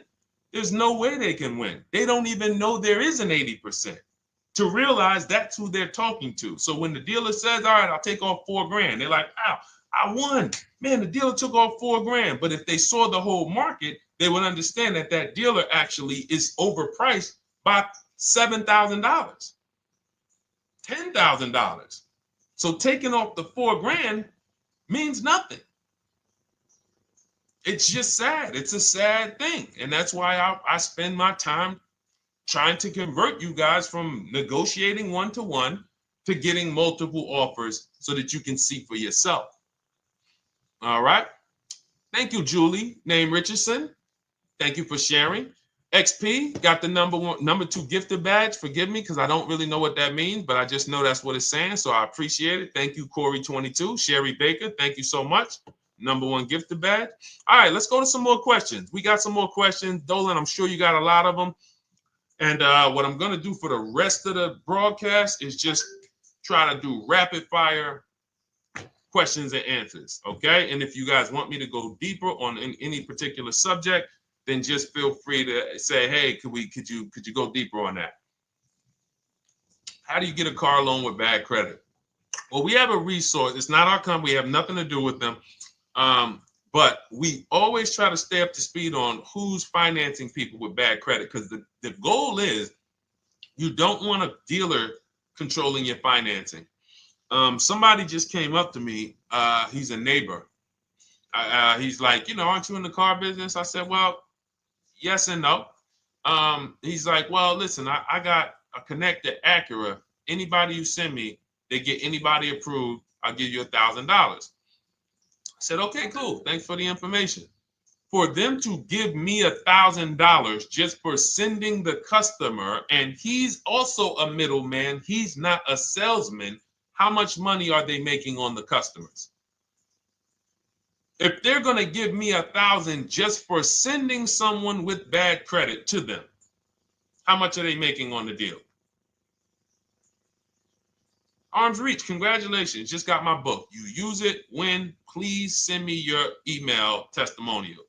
Well, as you use it, just as you do your equity assess, everything, email me. Congratulations. How much are they making? We can imagine, right? If they're giving me $1,000 just for bringing them the customer. So this is what happens when you let the dealership control the loan. Because why do we separate? All right, I'm going to break something down I call the 3 pillars of great car deals. Three pillars. You can't get a great car deal without maximizing each pillar. And some of y'all that have been with us for 3 years, y'all already know the 3 pillars. First, who you buy your car from. Second, who you get your loan from. Third, who you sell your old car to. That's 3 separate transactions. The car business has trained you guys to give them all 3. All 3. The car business has trained you guys to give them 3 transactions. Anytime you purchase the car, who's done this? Be honest. Purchased the car from a dealership, sold them your old car, in which case you call it a trade, and they got you your loan. Who's done this? 3 transactions in one. Why do we know these are 3 transactions? One, there's competition. People want to buy your car. It's okay, Corey. That's that. Thank you for being honest. That's how we change. The reason why we know that these are 3 transactions because there's people who want to compete in every one of them. There are people who want to buy your car. That's why step 2 in our book, we never trade. We get offers from CarMax, Driveway, Carvana, AutoNation, Car Gurus, Kelly's Blue Book Instant Cash Offer. It's a bid. We just had someone sell their lease. Miss Hickman, she sold her lease, made $4,700 selling her lease. CarMax won the bid. Drove the car for 3 years, had equity. She dropped her lease off. They gave her $4,700. Won the bid. That's one pillar. Second, who I'm going to get my loan from if I'm getting a loan. Those of you who are paying cash or leasing, this is not a pillar. But we need to bid out our loan. We had a great talk yesterday on our show yesterday where I asked, who do you guys get your loans from? Most people said the bank, the credit union, the dealership. One person said the right answer, whoever gives me the best APR. That's the right answer. And then we have who we buy our car from. There's banks and credit unions that want to compete for our loan. There's multiple dealers who want to compete to sell us a car. So we can't get a great deal until we have bid out each pillar. And that's why when we have bad credit, if we let the dealer now control, this dealer has a car. We didn't bid out that car to find out, is it a great price? Now they're also giving me the loan and they're charging me 25%. We didn't bid that out to see, is that the best loan I could get, even with my bad credit? Is that the best loan I can get? So the key, what you want to do first, if you have bad credit, is I'm online looking for anyone who will finance me with bad credit separate from the dealer. I'm not going to Carvana.com and saying, hey, you can get a car with us you can get a loan with us as long as you buy a car from us. You're mixing the transactions. You're taking away my ability to get bids. I'm finding someone you should check out. There's a resource. Oh my goodness, what's the name of the company? It's in my book, but I want to give it to you. Goodness, it's slipping my mind right now. Send me an email or a DM, because here's the thing. If you use just that part and get the loan funded, but you don't know how to bid out everything else and structure your transactions, and are you keeping the car 8 years? Because if you're not keeping the car 8 years and you're like, Deshone, I hear you talking about leasing. I'm not keeping my car 8 years, but my credit's not good. The only purpose, if you telling me that I could be driving brand new cars for cents on the dollar, but I don't qualify right now, this car that I'm going to get is to set me up.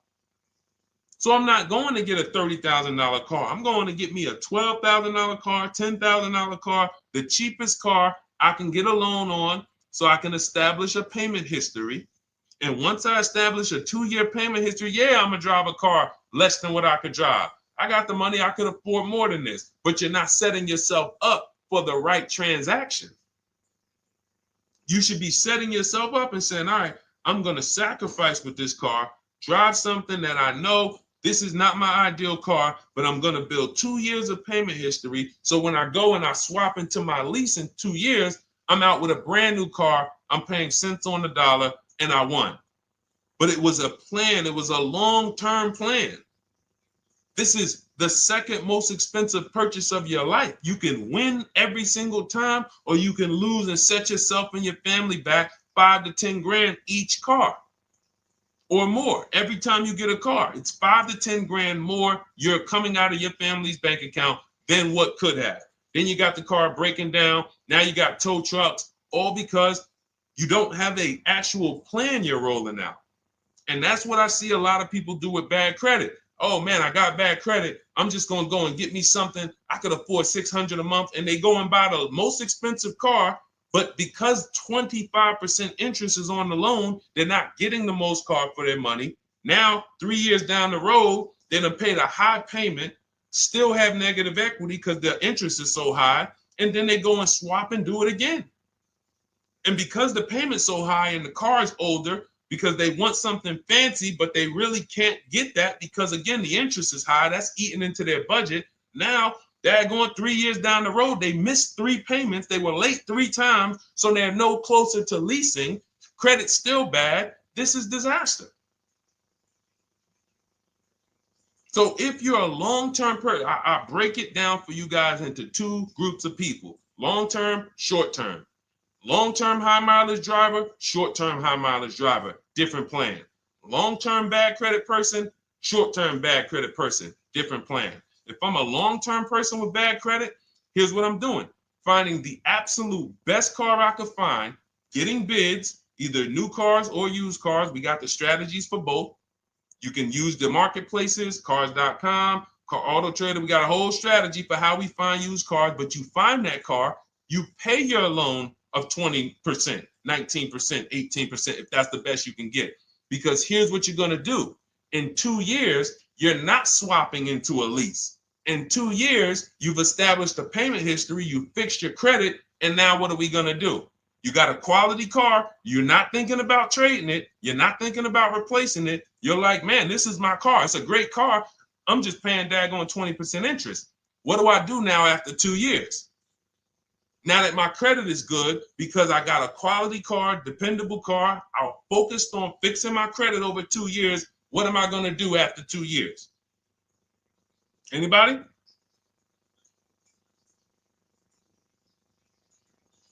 Thank you, Arms Reach. Refinancing the car. Exactly. Exactly. So that's the bad credit long-term strategy. Great car, dependable car, car's not going to break. This car is going to last me 10 years. Right now, when I bought it, 20% interest rate. That was where my credit was. But I worked on my credit. Boom. I'm a 690 now. I'm a 720 now. I'm refinancing that into a short-term, into a shorter-term loan, and I won. Pay this thing off, and I'm going to keep it. Nothing to talk about leasing. Leasing only comes into play where the 8-year rule is concerned. I'm not keeping this next car 8 years. I should be setting myself up to lease, or I should be leasing. That's how I'm going to save the most money, keep the most money in my bank account, have the best car. Not even close. Not even close. All the wins for the purchasers are after 8 years. People who are like, man, Deshone, I got a car, man. I had this thing 12 years, man. It's been paid off for 6 years. I ain't had a payment. I love it. Long-term purchaser. You won. You won. Who's in that situation? Who has a car outside that they've had for more than a decade? Paid off. You can give it to your son. You can give it to your daughter. It's an extra car. That's purchasing. That's the wins. That's what we call the reward stage of purchasing. But you got to get there. All right. All right, let's go. A lot more questions. We got probably another 20 minutes we'll stay on, so let's keep it moving. But again, Lend Buzz, that's the company. Lend, Lendbuzz. They started, I started seeing them about 18 months, 2 years ago, and they were loaning to people with, international students, people who didn't have credit. You want to try to find a place that will fund you independent of the dealership. That is what your goal is at all times. Independent of the dealership. Here, you qualify based on your income and your credit. You qualify for $18,000. Go find a car now. That is what you want. You don't want people mixing the bank loan with the car and two pillars that they are controlling. We're controlling the price of this car. We're controlling your interest rate. We don't want that. Yep, exactly, Cindy. For those who just joined, this is our Tuesday, May 6th live. We do these lives Monday through Thursday at 12 noon, so you can tell your friends, family. We wanted to now come up with a constant and consistent time where I can meet with you guys. If you don't have, if you can't stay the whole broadcast, we will replay these throughout the day because sometimes people got to jet back to work. They're watching us on the lunch break.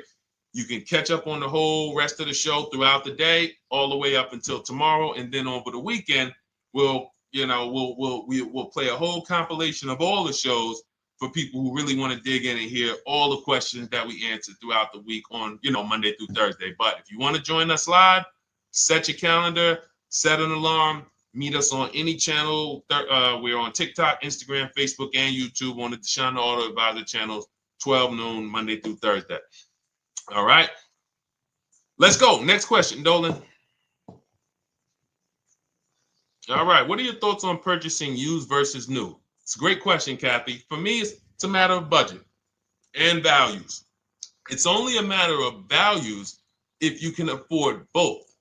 So if you can get everything you want in a new car for your budget, everything you want, everything that you need, and you can afford it in a new car, you have the option to choose both. So it becomes a matter of values. In my book, I teach, are you a person who's like, I want to reward myself. I only get a new car every decade. I'm going to keep this thing 10 years. I want the latest and greatest. Therefore, I'm going to shop and get the best offer, get me a below market purchase. Because y'all notice I always put in a caveat of a below market purchase, below market lease. That's all we're talking about here with Cars from Home. That's all we're talking about. You need to, every purchase you make or lease you get, you want it to be a below market lease or purchase. So now, if I could afford both, is it I'm going to reward myself with a new vehicle, or do I have these other values where I actually want to knock 20 to 30 to 40% off the price to get even more for my money? So that's really up to you if you can afford both. There's no right or wrong there. It's a matter of, like I said, the values. Now, some of you once you look at your budget, I have a tool in my book and in our video checklist, the coaching program called the Perfect Budget Calculator. We invented this. So it's not on Google. You'll hear a lot of the stuff, almost nothing we teach. You're like, if you ever go to look for it, the 8-year rule. No one talks about it. We created it. This is our intellectual property that we created to teach you guys to create these boundaries, the rule of 72 and the 10th birthday, 1.5% rule for overpaying for leases. These are all things that are absolutely proprietary to Cars from Home. But one of them is this Perfect Budget Calculator. Sometimes when we're factoring budgets with most calculators, they don't include fees that we know dealers have. And I'm talking about legitimate fees, tax, documentation fee, motor vehicles. So we're putting our budgets together, but we always get caught out there. Who's had that happen? You got it all figured out. You get to the dealership, you bought the car, and they're like, well, what are you going to do with the fees? Because you got $3,000 in taxes and fees. And you're like, whoa, where'd that come from? Sometimes they're lying and sometimes it's legit.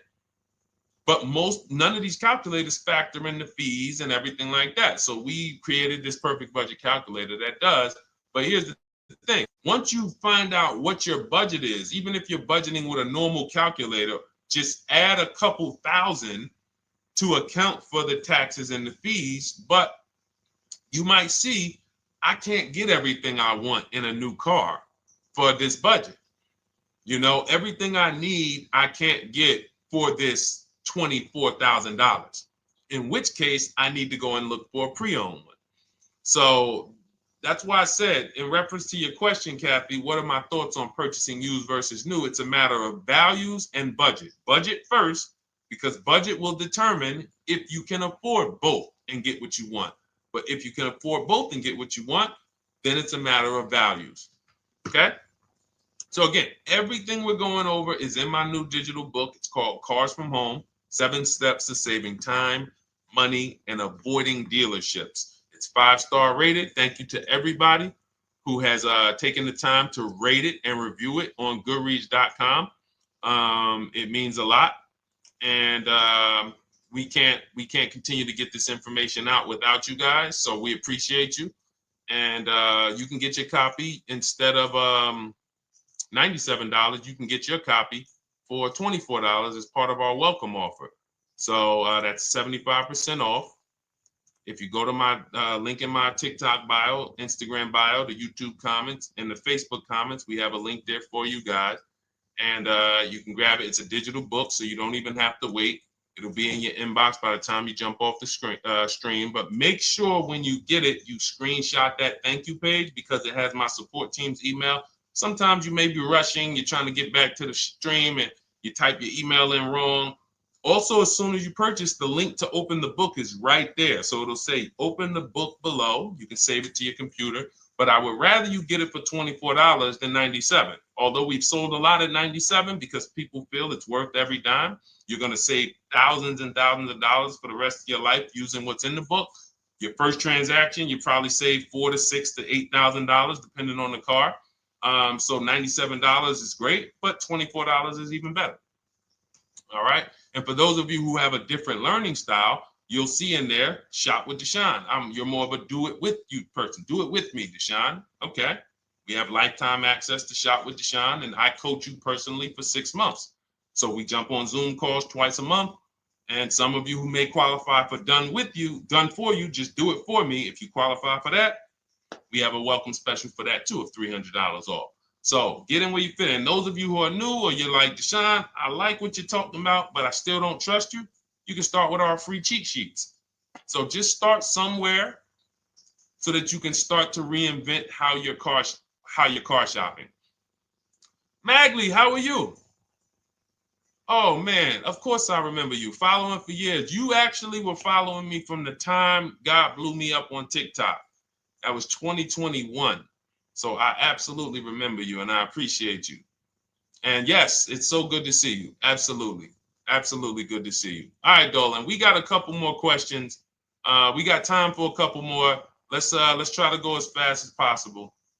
The discount for the book is not working. It says time ran out. It's 30 minutes. I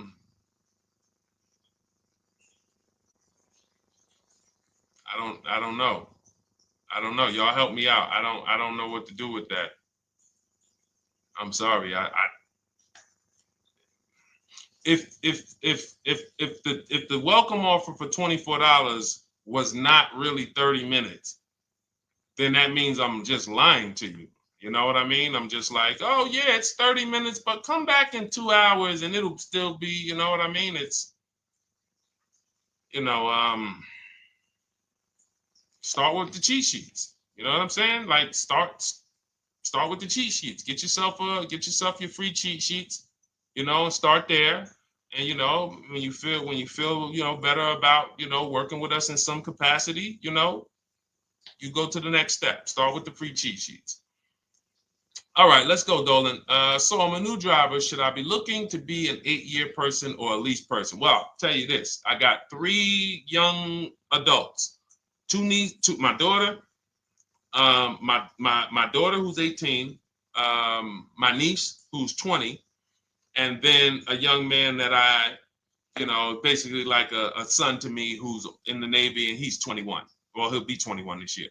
So he's 20. Now, they all called me in the last 3 months because my daughter's getting her license. My daughter didn't call me. She's getting her license in the next, in June.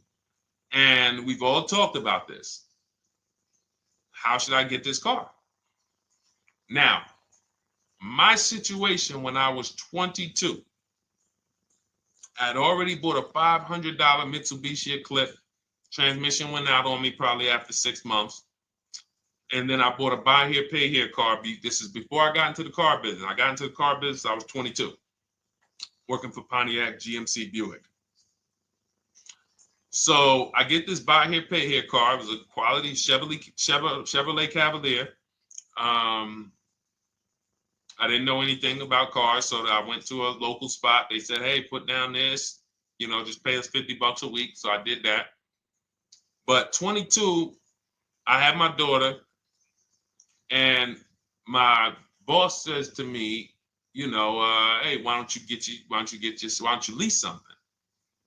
And I was already selling cars, but I just didn't think, could I even, qualify for a lease? I don't even know what I was selling them, but I'm just literally doing what most salesmen do. All right, he wants to lease. All right, what's the payment? Yeah, tell him it's this. All right, perfect. They said it's that. Oh, that's a little too high. All right, they said it's a little too high. All right, so that's what I was doing. I didn't really understand anything. That's most car salesmen. So I end up getting a Pontiac G6. I'm 22. I paid $256 a month. Now, it would have been less, but I didn't get a tier 1 approval because I didn't have, I think my credit was like mid sixes at that point. And you know, you really want to be over 670 to get most of the tier 1 approvals. But it would only raise my payment maybe 25 bucks. Wasn't a lot. Now I'm 22. I'm driving a brand new 2007. It's still 2006. 2007. I'm pulling up, brand new car, full warranty, $256 a month. At the same time, I have a friend, got a vehicle, Toyota, financed it, went in. She had, you know, we had our, she had a young child, a little older than us, maybe 1 or 2 years older than us. And then she goes and she purchases a car. $500 a month. She didn't get ripped. That's what a $20,000, $22,000 car costs. She got a Corolla. $500 a month. We're 22. Plus insurance. This is enough to break a young person, young family. I'm paying $256. She's paying $500. That right there. When I tell people that story, it's amazing to me how many people will say, Deshone, when I got my first car, my parents took me out. We financed this car. We financed this. I was paying $400, $500, $600 a month. Whether the parents were paying some of it, or they were paying some of it, or they were paying all of it. Thank you, Kathy. Appreciate you sharing. So this is what all of them, all three, well, 2 of them. I don't know about the young man. Because his parents.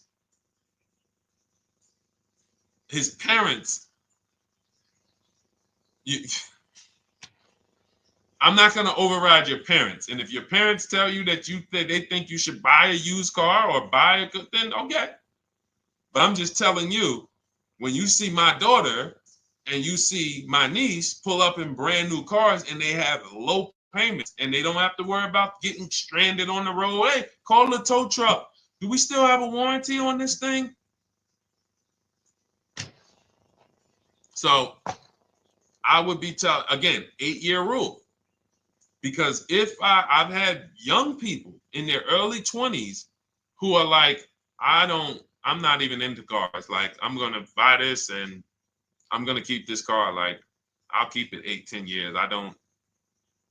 And I've had some people who they know when they get a better job, when they move to this, they're going to start a family. They're probably not going to keep the car 8 years. So it still goes back to the 8-year rule. Always. Always. Most young people, most people should be leasing their cars. That's how I did very well throughout my 20s. Praise the Lord, because I did not have high car payments. I didn't have cars breaking down on me where I had to be like, oh man, couldn't get to work today. Not many 20-year-olds, 23-year-olds are keeping cars 8 years. So when you're putting them in used cars, you're really setting them up for failure in a lot of cases, compared to if they were just leasing, getting look, because some people be like, wow, are $300 car payments still out there? Oh yeah, they're still out there. Just you just are shopping for the right car. I know India had her look, Rosalie, she's in our Done With You video checklist and coaching program, like Cars from Home. She's, you know, this is our Facebook group she's commenting from. 3 vehicles she got, all for her sons, all of them. A Nissan Rogue, $399 a month. That's a $36,600 car. She got a Mazda CX-30. That's a $28,200 car. Payments $339 a month. $339 a month. And then she got a Mazda CX-50 for her other son, $40,000. On top, we haven't even talked about the equity and leases and selling leases and, you know, really maximizing the equity, because she said she got $6,700 selling 2 of the old leases. $6,700. Drove the cars for 3 years, had equity, bid it out, sold 2 of them, $6,700. You're probably like, Deshone, I didn't even know you could sell a lease. My question is, how much has that cost you? So when you're looking at investing in anything we're doing, be it my book, be it Shop with Deshone, our video checklist and coaching, be it our Done For You program. One thing that we do covers everything. Your first deal, if you're moving, you're gonna be like, shoot, I got everything I just invested back times 10. That's what we hold ourselves accountable to. Just her equity alone, she made $6,700 selling 2 cars. Didn't even know I could sell leases, and I just put $6,700 in my pocket selling 2 leases. Whoa. So $300 payments. Those would be perfect cars for young people. $339, that's with no money down. Imagine if she wanted to put another $2,500 down, bring the payment down to, $275. This is the way to be moving. And those of you who are getting this, are you getting this? If you're getting this, type some dollar signs. Who's getting this? Who's getting this? Type dollar signs in the chat. Who's getting it? Let's go. Who's locked in? All right. I see you, Mario. I see you, Dane. I see you, Terry Carter. I see you. Who's getting this? Who else is getting it? Who else is locked in?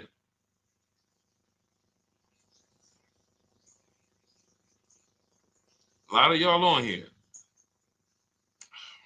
Listen. I see you, DJ and Nice. I see you, Arms Reach. And I can tell the people that's locked in because they be like, all right, Deshone, you said you're here for 90 minutes. I know we got about 3 minutes left. I mean, I'm hanging for this whole thing. I don't want to miss anything. Shout out to the people that are locked in. All right. Go ahead, Dolan. Should the out-the-door price include your trade? First of all, that's a curse word. All right, we're going to go back to that because I got out of saying that for a while. We do not trade cars. So you probably just popped in maybe about 30 minutes ago on the stream. We were talking about the 3 pillars of great car deals: who you buy your car from, who you sell your car to, who you get your loan from. You in order to get a great deal, a below market deal, you must get a great deal from each one, which means you bid out each one. I bid out, got multiple offers for who I was going to buy my car from. I got multiple offers for who I was going to get my loan from. I got multiple offers for who I was going to sell my car to. I bid out everything, therefore I got my great deal. If you bid out this, but you don't bid out this, and somebody you get an interest rate of 7.1 when you could have got an interest rate of 5.2, you lost $2,000. Depending on the cost of your loan, how much you're financing, you lost $2,000. Yeah, you did a bid on who you bought the car from, or you didn't bid out your trade, therefore you didn't find the highest bidder. You traded your car for 14. Another bidder would have paid you 18. You lost $4,000. So you got to bid out everything. That's why we do not trade. The only people that have to trade are people with a lot of negative equity who can't pay off the difference. And that's why I am the reason for negative equity is not understanding leasing. You buy your cars, take out loans, switch the car. Negative equity. It's literally the reason for negative equity is I should have leased, but I didn't. Now I have negative equity because I'm replacing this car with a loan still on it. So out the door price will not include your other car. And if I was trading a car, then yes, the out the door price would include the trade.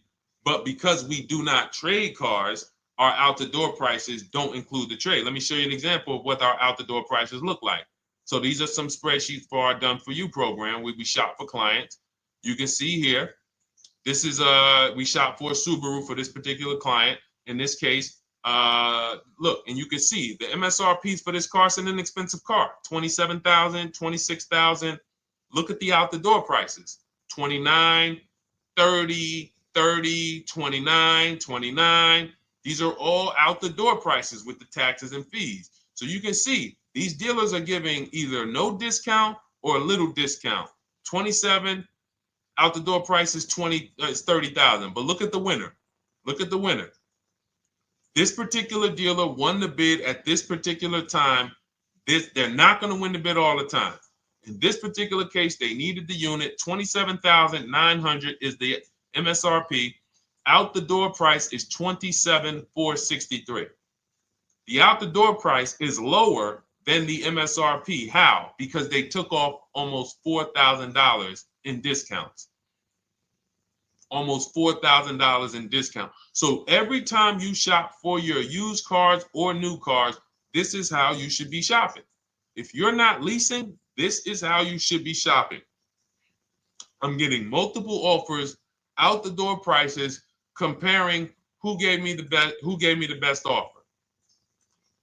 Who gave me the best offer? Oh, look, Daniel Thompson said, D, I'm bidding out to sell my car and got a $4,000 swing from the lowest to the highest bid. This is the people who you listen. If I can bring them on and have them talk, they would be talking to y'all about how different this is. I didn't bring you here on a Tuesday afternoon, or you're not watching this. If you're watching the replay later on Tuesday, or maybe, Wednesday morning, we go live at 12 noon, Monday through Thursday. So we replay the show just for everyone who missed it. You can send all your friends, family, go to Deshone the Auto Advisor's pages, watch the replay from today's show. But they know this is, I didn't bring you here to talk to you about hundreds of dollars. We are talking thousands of dollars at all times. There is never anything that we talk about that is hundreds. Let someone else talk to you about how you can save a couple hundred more per month. We might be talking about hundreds per month. That might be the only time we're talking about hundreds, $200 per month. But other than that, which equals thousands. We're not here to figure out how we're going to save $50 this month. No, this is big, huge money. So thank you, Daniel. Thank you for tapping in with that information.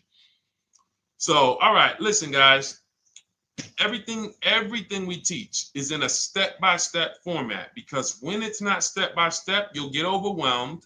When it's step-by-step, you can challenge yourself to stay right on this step, check it off, move to the next step. Check it off, move to the next step. Step 7 in our Cars from Home process is delivery. Step 6 is paperwork. Step 1 is the most important question, which is the 8-year rule. It's literally called the most important question. 8-year rule. How many years are you keeping the next car? Step 2 is the equity assessment.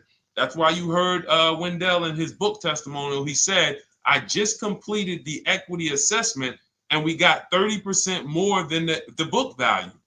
Bidding it out. He said, I'm about to move to the next step. So everything we teach is step. Step 3 is deal structure, where we budget and we see, all right, how much car can we afford? What does a good deal look like? Step 4, we go shopping, which is choosing what we want. Shopping, looking, doing. We're not buying it. We're shopping the market. We're test driving. We are literally choosing what we want. Shopping, enjoying shopping. Step 5 is multiple offers. That's when we're in talking to dealers online, getting offers, getting bids. Step 6 is paperwork and protection to make sure that the offer we got is legit. We tied it up. Paperwork is right. We go over extended warranties, tire and wheel, maintenance plans. Do we need them? Key protection. Do we need any of this stuff? And step 7 is delivery. It is a step-by-step path. That is how people win. They're not coming into some college to learn how to be a car salesman or to learn everything I know. No, it's a path. So if you want the blueprint in book form, that's my digital book, Cars from Home, 7 Steps of Saving Time, Money, and Avoiding Dealerships. Normally $97, part of our 30-minute welcome offer. You can get yours for $24 in my TikTok bio, Instagram bio, the YouTube comments, and the Facebook comments. Click those links and then click the special $24 welcome offer. It's good for 30 minutes. And you'll save 75%. If for those of you who are like, Deshone, what about that video checklist? That is our Shop Done With You program. Cars from Home, done with you. You get lifetime access to everything we teach, all our below market videos, and it's short videos. I want you guys getting cars in 90 minutes. 90 minutes. Not shopping. The shopping might take you longer. Deciding what you want, you might be doing that for 2 months. But once you decide what you want, I want you to be able to get below market deals in 90 minutes. That's how I do it. We're not hours and hours to get these car deals. Some of these deals we make in literally 45 minutes over a 3-day period. So that is how we do it. And you'll have access to our coaching program. We do Zoom calls twice a month, first and third Wednesday. And you have a Facebook group with 1,600 people in it that have come before you in the last 3 years. And then for those of you who qualify for shop with done for me, just do it for me, Deshone. New cars, new cars and leases only. Credit score has to be over 670 FICO. Book a call with our team. Let's see if we can help you. All of those have welcome specials. The book is 75% off welcome special. Shop with Deshone is $200 off welcome special for 48 hours. And done for you is $300 off for 72 hours. All welcome specials for people to say, all right, I'm taking action. I'm going to take advantage of a lower investment for taking action immediately. And for those of you who you're still new here, you're like, Deshone, I like the information, but I need to get, can I get some free advice first? Let me test out some free advice. You can, of course, go download our cheat sheets, and that's there as well. All of that is in the Cars from Home Toolkit. So always a pleasure. We will be back tomorrow, 12 noon. Please mark your calendars, tell your friends, bring a friend, and we'll continue to, we'll continue to do what we do and try to make sure you guys have everything you need to win every car you get. I want you sending pictures with the numbers. You know you've done it right when every car you get, you have pictures with the numbers. You know people who purchase cars all the time, all post their pictures. Hey, had to upgrade. Oh, just got this. Hey, had to treat myself. Oh, watch it now. But you never see the numbers because they really are not confident in the numbers.